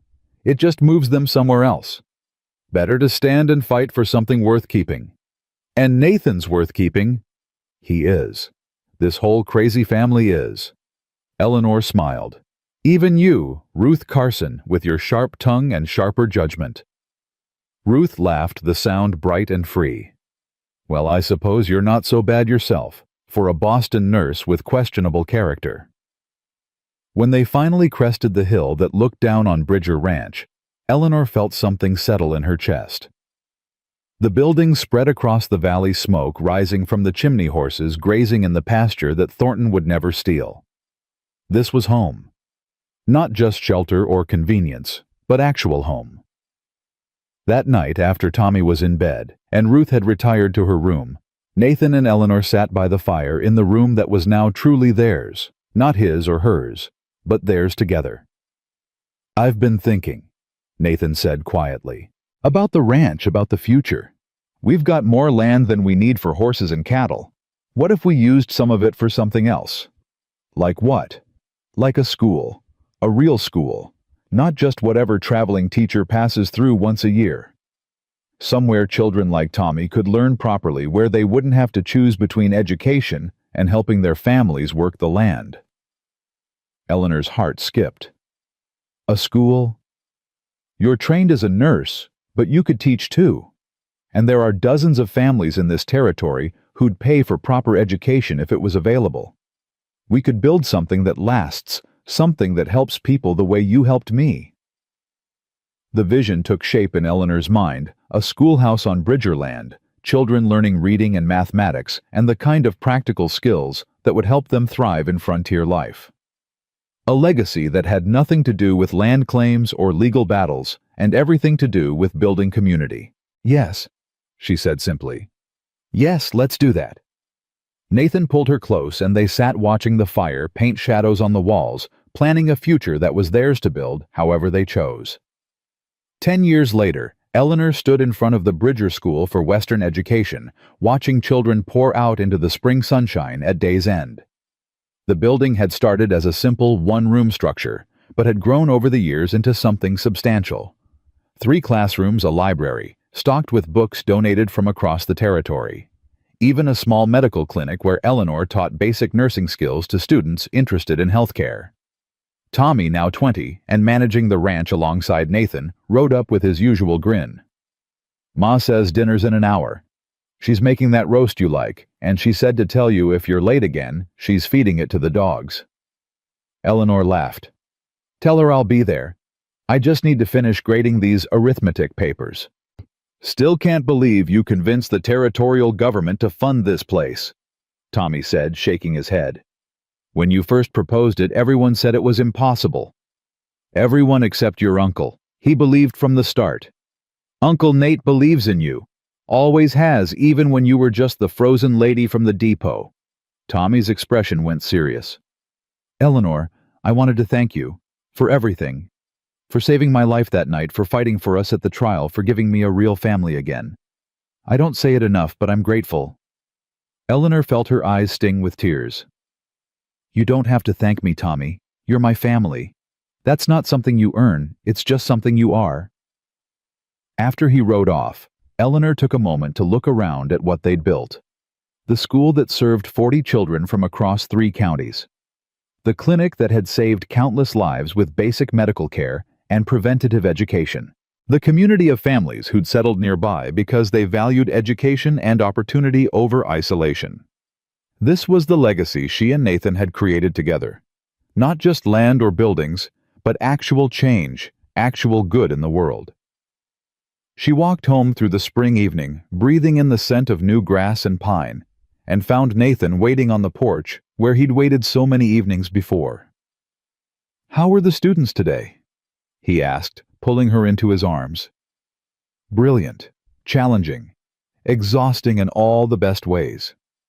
She leaned into his warmth, feeling the steady beat of his heart beneath her cheek. "Tommy says Ruth made roast." "She did.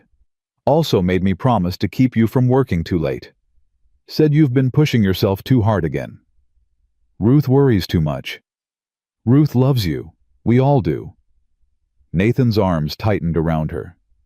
"Eleanor, I need to tell you something." She pulled back to look at his face, seeing something uncertain there. "What's wrong?" "Nothing's wrong. Everything's right, actually. Better than I ever imagined it could be." He took her hands in his. 10 years ago, I found a desperate woman at a depot and brought her home out of simple Christian charity. I had no idea I was bringing home my future, my partner, the woman who'd save my ranch and my family and my entire life." "Nathan, let me finish, please." He squeezed her hands gently. "I've loved you for years now. Real love, not the business arrangement we started with. But I never told you properly, never said the words because I was afraid of pushing you into something you didn't want. But I'm tired of being afraid. So here it is, simple and plain. I love you, Eleanor Bridger. I love your courage and your stubbornness and the way you fight for what's right, even when it costs you. I love the life we've built and the future we're creating. And I wanted you to know." Eleanor felt tears streaming down her face for the second time in their marriage. "You foolish man. I've loved you since the trial, maybe before. Since the night you held Tommy while I fought his fever, since the moment you treated me like a partner instead of a burden. I just thought you knew." "How would I know if you never said it? Because I show you every day. In the school we built, in the way I stand beside you, in 1,000 small choices to stay when leaving would be easier." She pulled his face down to hers. "But if you need the words, here they are. I love you, Nathan Bridger. I choose you. Every single day I choose you." Their kiss was interrupted by Ruth calling from the kitchen that dinner was getting cold and they could be romantic after they ate. Honestly, some people had no sense of timing.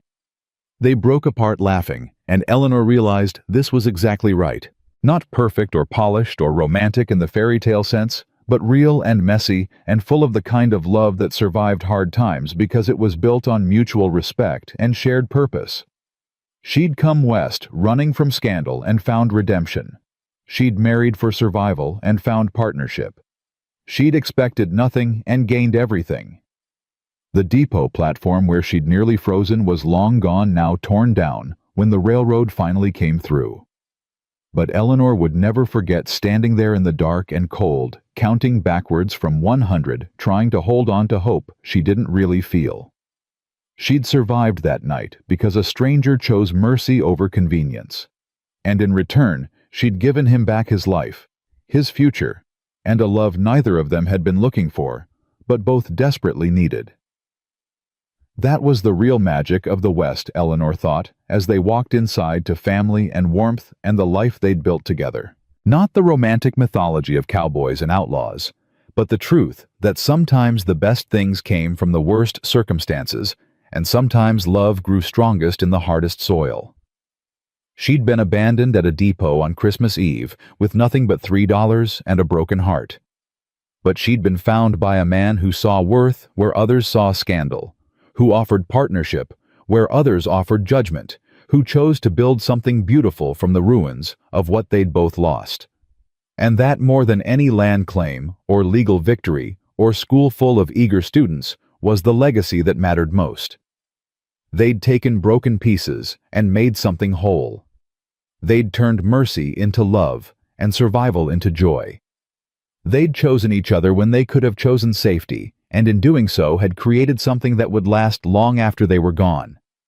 Eleanor Bridger had found her home, not in a place or a building, but in the steady strength of a man who kept his promises, in the laughter of a boy who called her family, in the daily work of building something that mattered. She'd come west, seeking escape, and found purpose instead.